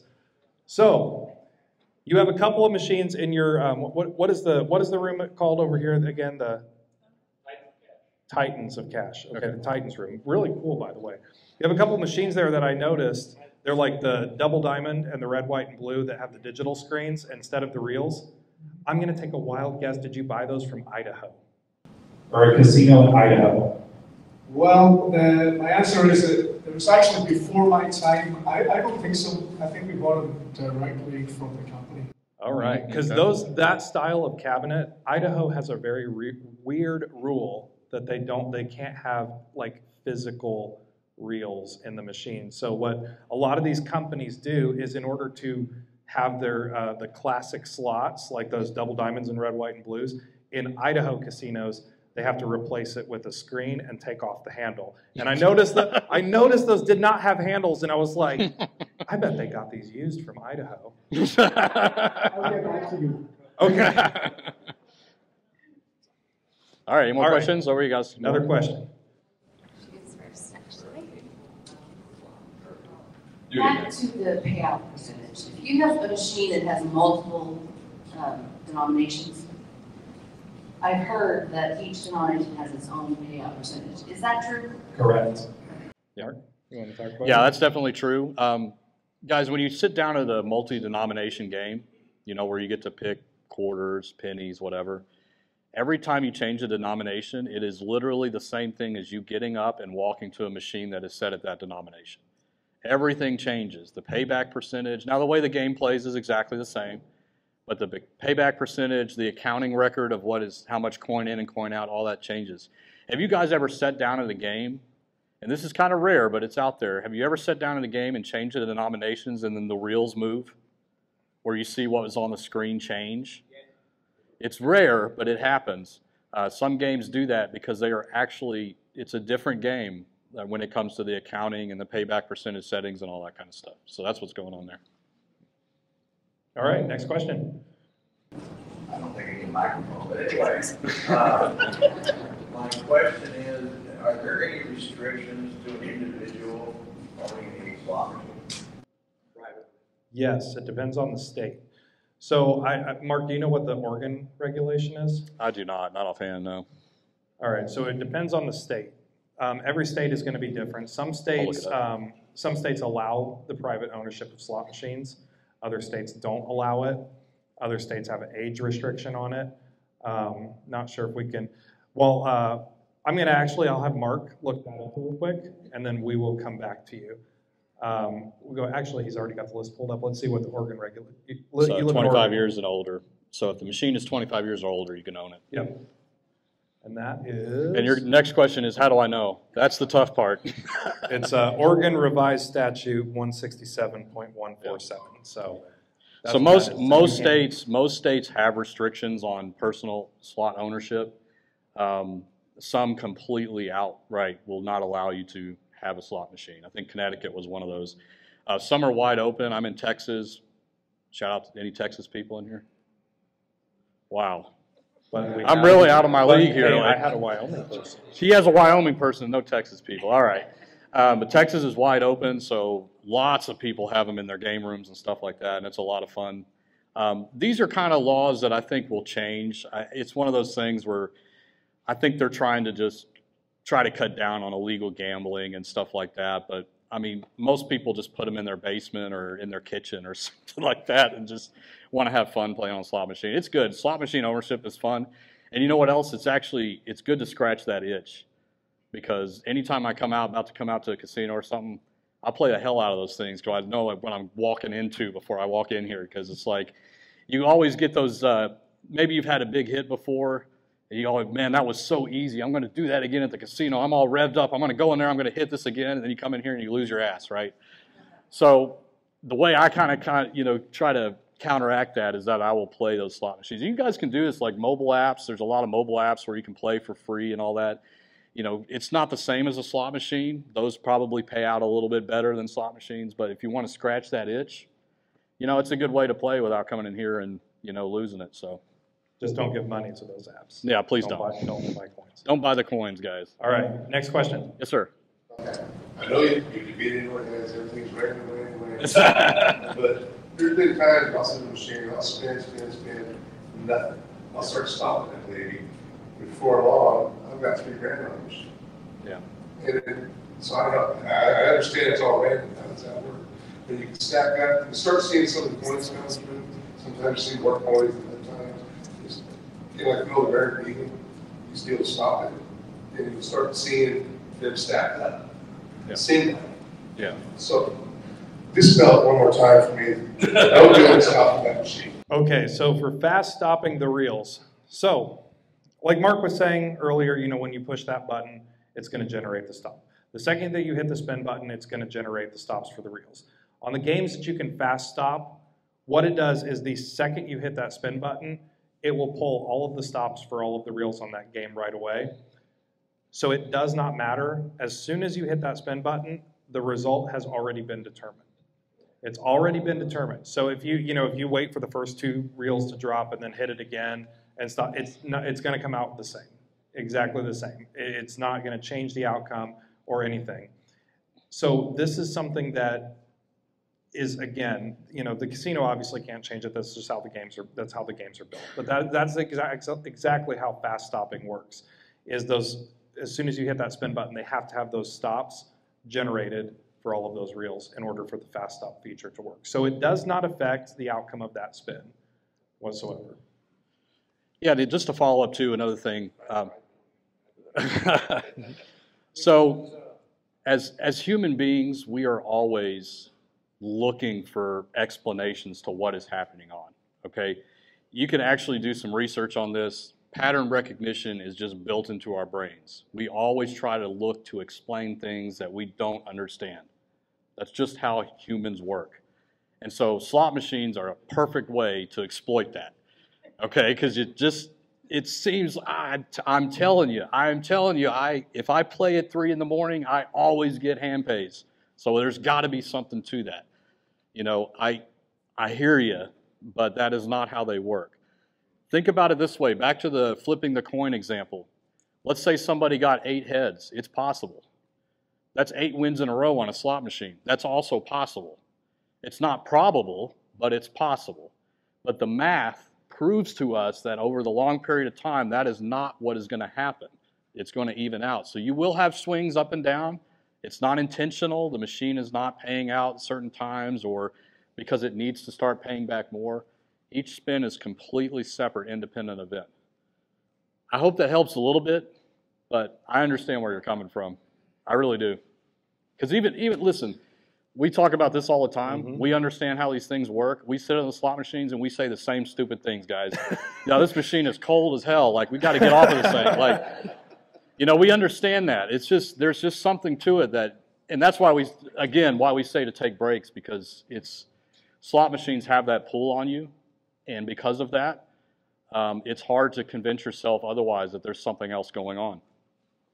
Very good question. All right. So who's got the microphone now? All right. Okay, my question is, can you clarify what you mean by a cartoon game? Because I hear about the real reels, versus electronic. So is there a difference between electronic and cartoon? Like, is Wolf Run, because it just has one bonus and it's simple, versus something else? Can you kind of... I think most people refer to, a lot of the electronic games, like the cartoony style games, like if you go play like Huff and Puff or anything like that, it's kind of like cartoonish style. So it's just like kind of another way to describe a lot of those electronic games. There are some really good electronic games out there. There are some that are a little bit lower in volatility, better to play. We actually mentioned, and a lot of people who saw the part 2 of the best slot machines to play video. Part 2. Okay, a couple of them. How many of you were shocked that Dancing Drums was actually on that list? Okay. When I worked for the casino, Dancing Drums had just come out. It was a relatively new game. And we actually paid the grand on that more than any other game. Not because it was new, no. We actually paid the grand on it more than most of the other pit games. And you know, we talk a lot about like the Link games and stuff like that. They're not all bad. Even within the Dragon Link series of games, you know, if you watch our channel, you know Mark says don't feed the dragons. We talk about those dragons all the time. But even within the Dragon Link games, the different game titles have their own different volatility. There's some that are actually a little bit lower in volatility, and I think, which I'd have to look this up, but, and I mentioned this in a live stream, I want to say that Genghis Khan was actually the lower of the volatile of the Dragon Links. So even within that, and that was just according to the par sheet. Yeah. So not all of like the cartoon, electronic, here, you know, same thing. Not all of those games are bad, so to speak. But in terms of, you know, what's to be called a, you know, a cartoon style game, I just usually refer to them as a cartoon style game because most of them kind of look like it, kind of thing, but not based on any actual cartoons. So I hope that helps to answer the question. All right, thank you. You said something good too, by the way, that you pointed out the original Wolf Run. The older versions of those games, like the original Buffalo, the original Wolf Run, those are highly preferable to play over the newer ones. And we always joke around if it says like super duper platinum, quadruple, progressive, maxi. The longer like, the title of the game is, that's usually an indication that it's higher in volatility. Yeah. But one thing that I noticed, I gotta say, you know, because coming here, walking around the floor, they have a lot of really good games here. Yeah, they really do. They have more of the Ainsworth games that I've ever seen. And not only that, but they do have some of those classics out there, some of those that are better. So like they have original Buffalo here. You just have to look for them, but they are out there. They're here. You know, those are going to be the better option to play. Now, because we say that they're the better option to play, does that mean you're going to win on it? No, it is still a slot machine, even with Double Diamond. So Double Diamond is one of the lowest volatile slot games you can possibly play. Even with Double Diamond, you could still get all of those losing spins in a row. It goes back to that quarter example. It's still possible.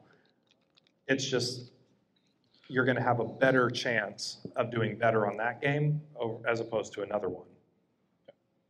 All right, next question. I've watched a video where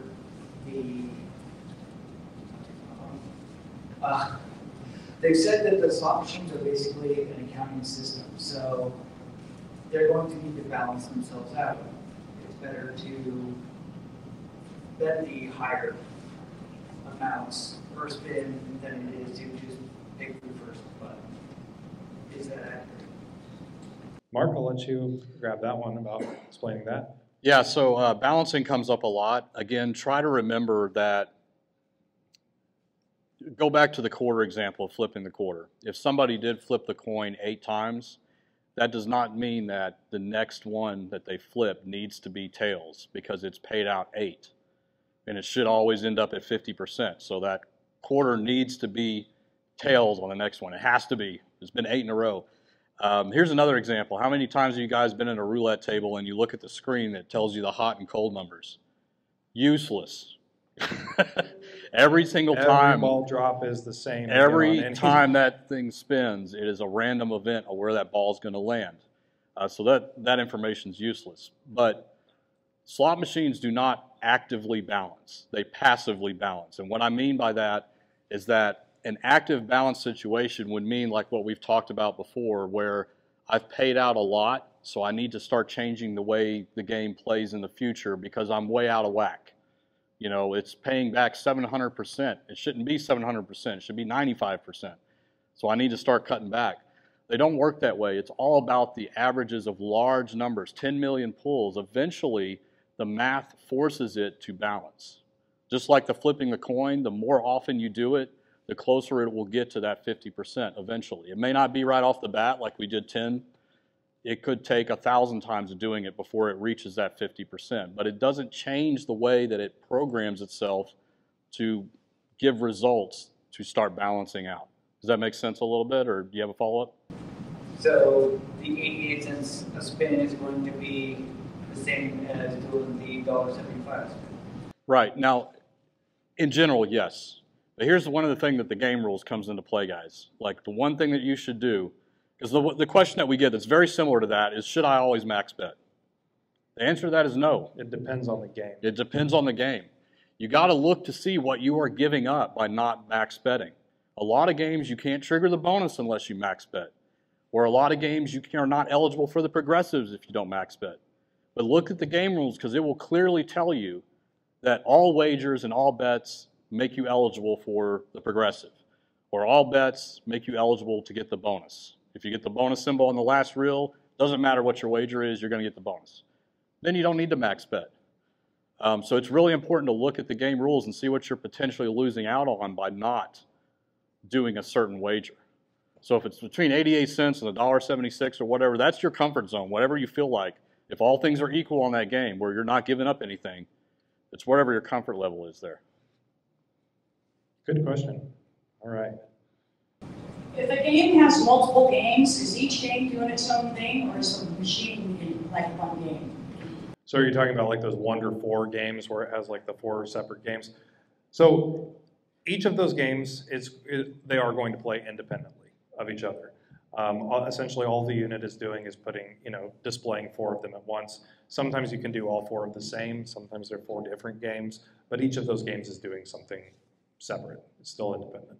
What about ones that are like, they have 6 different games you can play, like actual games, not the multiple screens, but just one game at a time, but you can change the games you play? So each game is doing its own thing as far as the payout, or so each game? Correct. So each of the, it's kind of the same with, so if you have the game and you can switch between games, like a Game King, for example, we'll just say Game King. You've got the Game King, you can switch between, this version of Keno or this version of Keno, or play this slot or this slot. Each of those is going to be programmed separately. And if it's a game like he was talking about, like Wonder 4, where you can, let's say I want to play Buffalo here and Kitty Glitter here and I don't know all the ones, Cleopatra here, and then maybe another Buffalo here. When you do the spin, it's really like you're playing 4 games at once, all at the same time, and they're all playing separately. There are some games where the bonus rounds are joined in a sense, where if you get a coin on the first game, the third game, and the fourth game, then it might trigger the free games. But that's pretty rare. It's something relatively new that casino manufacturers are starting to do. But generally, in that instance, they're all playing separately. It's like playing 4 guys. It gets crazy now. We've had some that have 9 all at once, like 9 reels on the screen. It's like, slow down. You don't need to play 9 slot games all in one spin. It's always important just to read the game rules. Yeah. To just make sure you're understanding exactly what the game is that you are playing, because you're putting your money into it. You're investing into it. You want to understand it. Yep. All right. Good question. Oh, we got it. So a couple of things. One, I wanted to piggyback on what you said about max bet, what you're giving up. One of the things I noticed is a lot of times it'll lessen the amount of lines. So that's one of the things that max bet you don't give up, is the amount of lines versus the smaller bet. So that was just a comment. But question, how do we get a casino to really get a machine in that we want? I have tried so hard to get a higher value top dollar, a higher value pinball here, and they have not done it. And can I say Cash Wizard, by golly, anyone? Would you please bring it on? All right. Who do we talk to? Because I back right corner. Anybody back here? Back right corner. The man over there waving his hand. So I will tell you this, because having worked in the casino, there's a big thing, and I don't get it. We mention this a lot on our live stream. For some reason, a lot of gamblers feel that they can't approach or talk to the casino at all, or like the executives or the managers or whatever. Like oh, I don't want to talk to them. It's like they're over here, we're over here, and there's a wall. I can tell you this, at least the casino that I worked for, the guest service is a huge thing. In most casinos, it's a huge thing. They will listen to you, 100%. The best person to talk to is going to be whoever is in charge of the slot department. Because whoever is in charge of the slot department is usually in charge of ordering. Let them know, and the more that they hear it, over and over and over again, the more it's going to stick in their mind. Because a lot of times, the casinos don't have to run out and purchase a machine. They can do what's called a participation, where it's basically like a lease. They're leasing it from the manufacturer. And a lot of games, like for example, we'll look at pinball, they can do game conversions. We did that at the Shoshone Rose Casino in Wyoming. They didn't have pinball. And I told them, I said, well, why don't you have pinball and Top Dollar are the hottest games right now. They really are the hottest games. And IGT just came out with new cabinets and all of that. They just did a conversion kit on some of the S3000 machines that they had right then and there. Now, as for the amount is where it kind of gets tricky, because the amount is where they really have to get gaming involved. And a lot of times it depends on stipulations either set by gaming or set by the state. For the longest time, for example, Indiana would not allow you to exceed $25 a bet. They would not allow it. It took a lot of effort on behalf of the casinos, working with gaming, working with the state in order to change that. So the amounts sometimes can get a little hairy because that takes a lot more regulation to go through. But the actual machines and game types, let them know. Raise your hand if you want pinball, more pinball. Raise your hand if you want Top Dollar. All right. So I've heard that. So talk to the casinos. The casinos do listen to you guys. They do. Slot department, slot manager is usually going to be your best bet. Thank you. When are we going to get Cowboy Slots?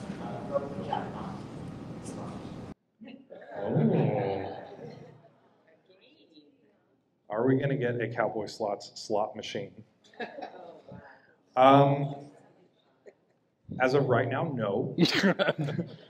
We're working towards it, guys. However, so when Cowboy Slots started to get bigger and take off and all of that, we purchased our trademark. So we have several attorneys. One of our attorneys is in Las Vegas, and we purchased the trademark Cowboy Slots. And when you purchase a trademark, you can buy it in different categories.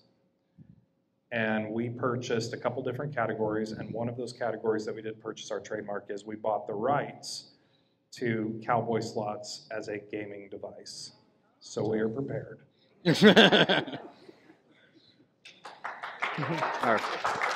We're prepared, if it ever happens. Anybody else? All right, got a couple more. She's coming with the mic. She's coming with the mic.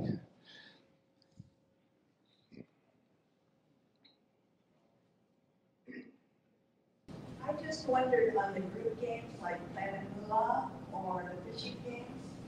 So if you have 5 people, is it 5 separate machines, or is it one machine and you really do have a shot? Yeah, games like that are grouped. Each base game is playing individually, but they might have a shared bonus. Some of them have shared bonuses where, right when you fish, if you end up getting the bonus at the same time somebody else does, you might be doing it together. I don't know those games super well, but they used to do. Did you guys ever play the old Wheel of Fortune? This is really old. This is an old Wheel of Fortune where it had the very big wheel in the middle that spun around. You guys ever played anyone like that?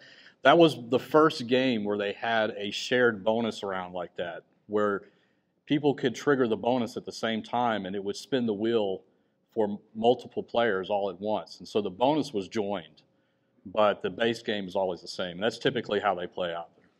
Yeah. Good question. All right, who's next? Who's got the mic? Yes, sir. Just wanted to say thank you for all that you're doing. And thanks. Last year, I got a $2,500 jackpot and $1,800. All right. Congratulations. All right.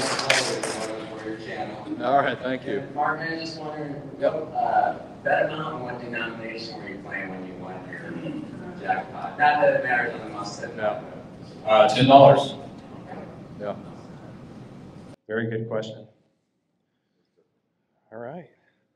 Anybody else? All right. What made you guys, what made you just start this whole thing? Oh, man. How much time we got here? All right. So, did you guys think it was going to explode? Oh, hell No. No. So I started this channel kind of, I had no intention on starting a channel. I actually didn't.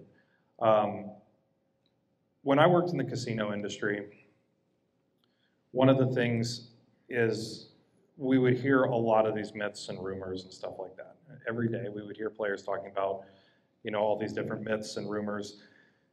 And to be perfectly honest, there were a couple players I got really close to, I became good friends with, and they got themselves into serious financial trouble. And working in the casino, you know, there's a couple words you never want to say in a casino, but they said them, and we had to, you know, provide them with information to help them. But the thing is I was bored one day, and I decided, I'm like, you know what? Nobody's talking about this stuff. Nobody's talking about how it actually works. There are a lot of people on the internet, guys. There are a lot of people out there that are going to talk about, oh, well, this is how I think it works. They've never worked there. No. They've never worked on the machines. They've never been to a manufacturer. They've never seen the programming. They've never seen the par sheets. They've never seen this information. So I decided, I was like, you know what, I'll put together a little video or whatever. And it went viral. I'm just a normal person, and it went viral. And then we started doing more videos, and then Mark came along, and Mark and I had the same goals in mind. Yeah. We want to educate people, we want to help people, but we want to do it for free. We're not here to charge. There's no reason you have to buy a class. There's no reason why you have to buy a book. This information should be available for free to everybody. And Mark and I share that same passion and that same goal, and we're going to keep doing it. And it's grown tremendously. Yeah. Tremendous amount of growth. So yeah, that's kind of the I story. mean, have you guys ever really, like, do you feel that learning how machines work, this is a question for you guys, learning how machines work, what to expect out of them, do you feel like you might become a better gambler because you understand all of those things? Like, that's what we're trying to do, because... And have a better time at the casino. I mean, think about the typical person. Yeah, it is more fun. Thank you. It's like a weight's lifted off of you.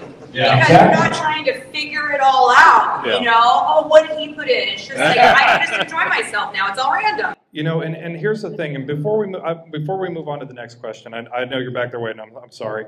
I just want to say this. The reason why we do what we do is we want to help everybody here, because the casinos have had a bad rap for so many years. And if you ever talk to casino executives or casino managers or anything like that, a lot of them will say, you know, they keep hearing like, oh, this casino's tight, this casino's bad, I only win this, I only win this. All of those myths are clouding your judgment. Yes. They're clouding your judgment. And the thing is casinos like Seven Feathers, you know, by having us come out here and having us explain this stuff and all of that, it's lifting the weight off of your shoulders. It's giving you the opportunity to have a better gambling experience, to be able to enjoy things. Because we also want you guys to do things like Mark was saying, take breaks.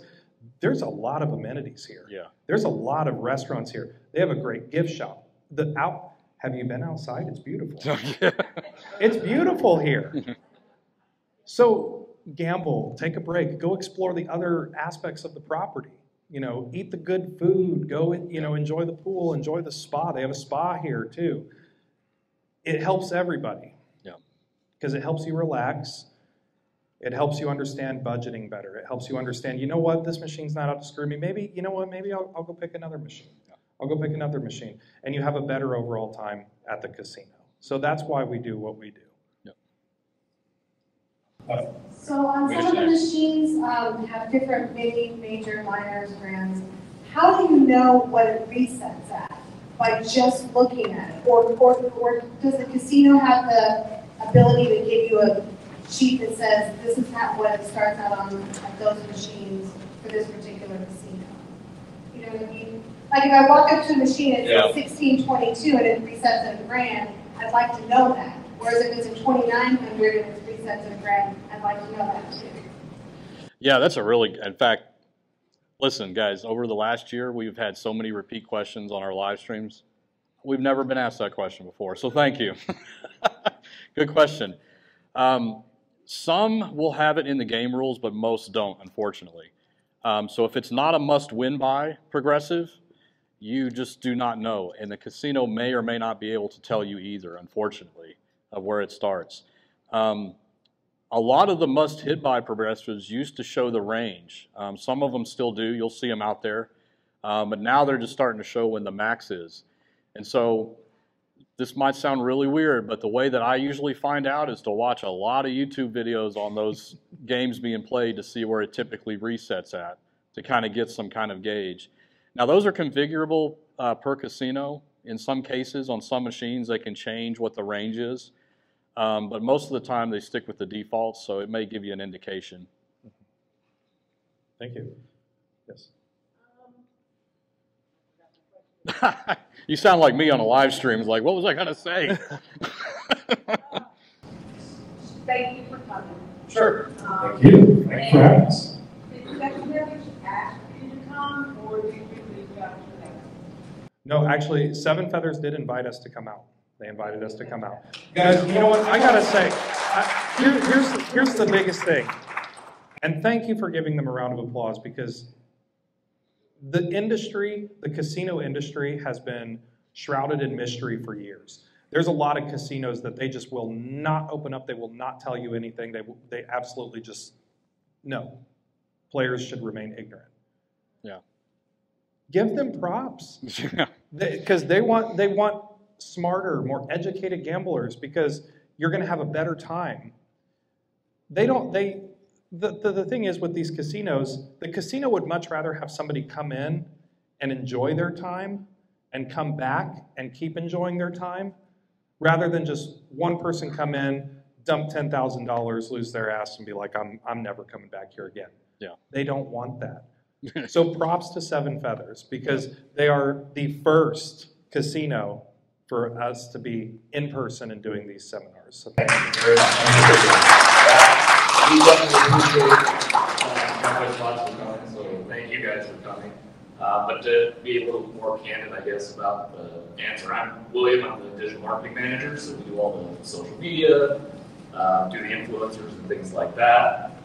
So it's important for us, we see all your comments. I don't know if you guys follow us on Facebook or Instagram or anything like that, but it's important for us to respond to people. So we see all the comments of like, oh, they're so tight or they're so loose. And it's like, we know what these guys know, that, we're not tight.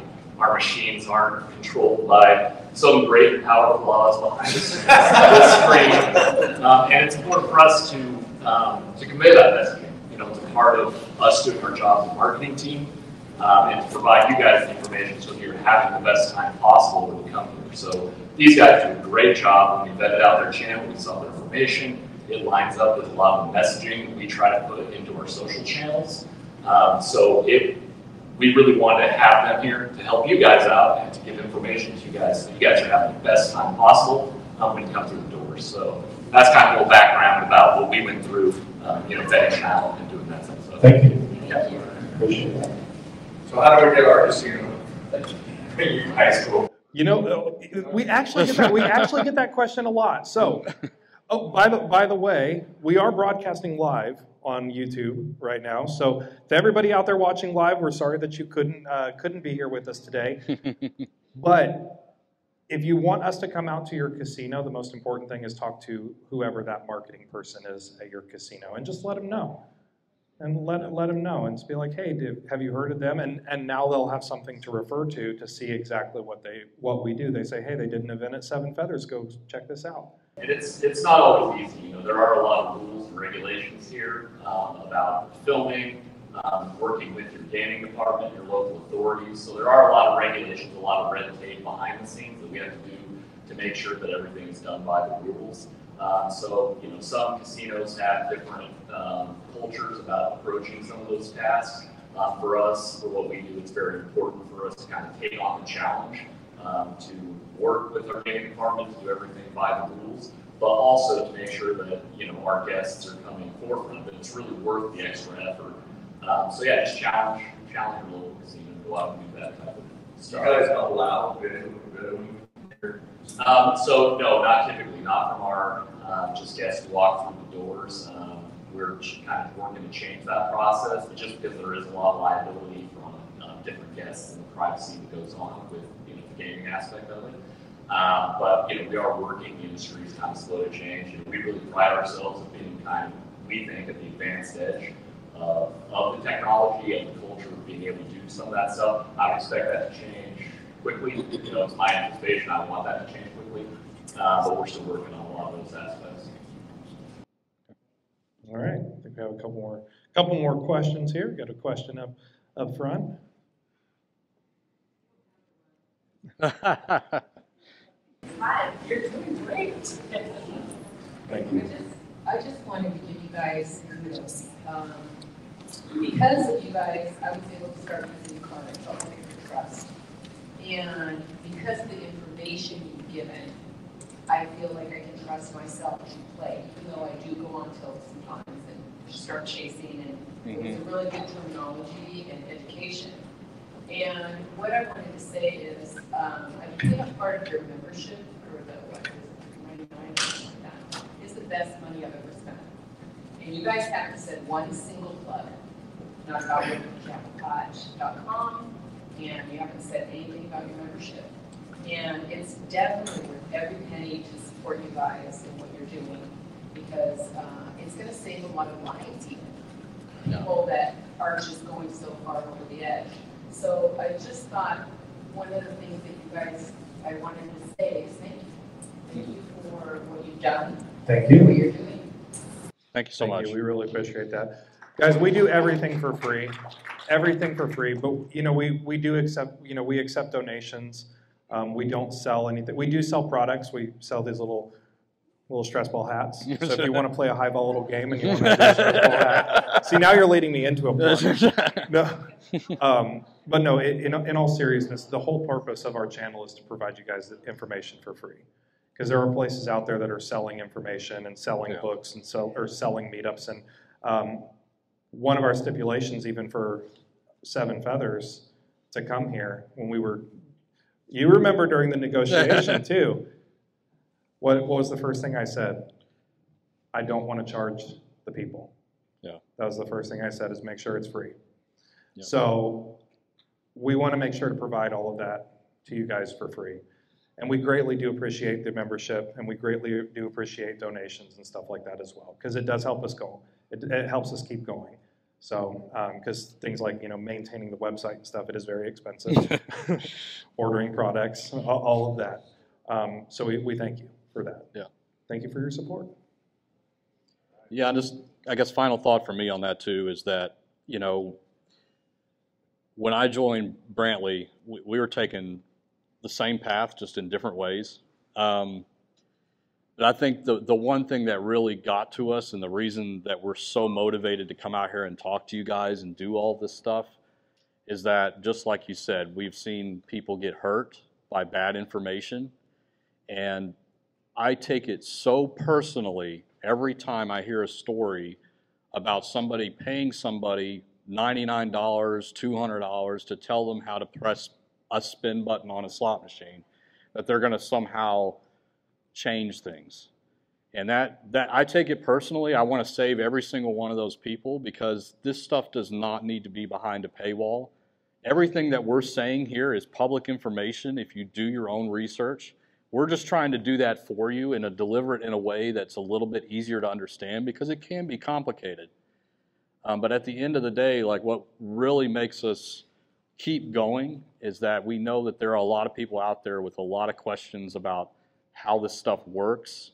And if you can really take all these myths that you've heard and rumors like Brantley was talking about and push those aside and just have fun and stick to your budget and play the games that we say you should start out, I'm telling you, you're going to have a better experience, and you're going to be focusing on the right things. Absolutely, and that's really the important thing, guys. That's why we're here. You know, because a lot of people say, well, what's the point? What's the point? If slots are, you know, if slots are all random and you just have to push the spin button, what's the point? Well, there are better games that you can pick. Yeah. There are better things that you can do. You can manage your budget better, and, you know, again, pick a denomination that works for the budget that you brought. You know, you can look at it completely different and say, you know what? You know, I really love playing Dragon Link, but I've only got $100. I'm going to try an easier game. I'm going to try a lower volatile game, and then if I win, then I'll go back and play it. Doing stuff like that, it extends your play in the casino, gets you more benefits, you have a better time. And that's why we're here. Okay. So thank you. Thank all of you. Yeah, we thank you really for- do appreciate each and every one of you guys. Thank you all so much for coming out. Yeah. We've enjoyed having each and every one of you here, and thank you again to Seven Feathers Casino for bringing us out today and for hosting us. Thanks so much for watching. Check out these other videos and be sure to subscribe to the channel for more slot tips. It's always free. Visit ropethejackpot.com for free guides and a whole lot more. Catch you on the next episode.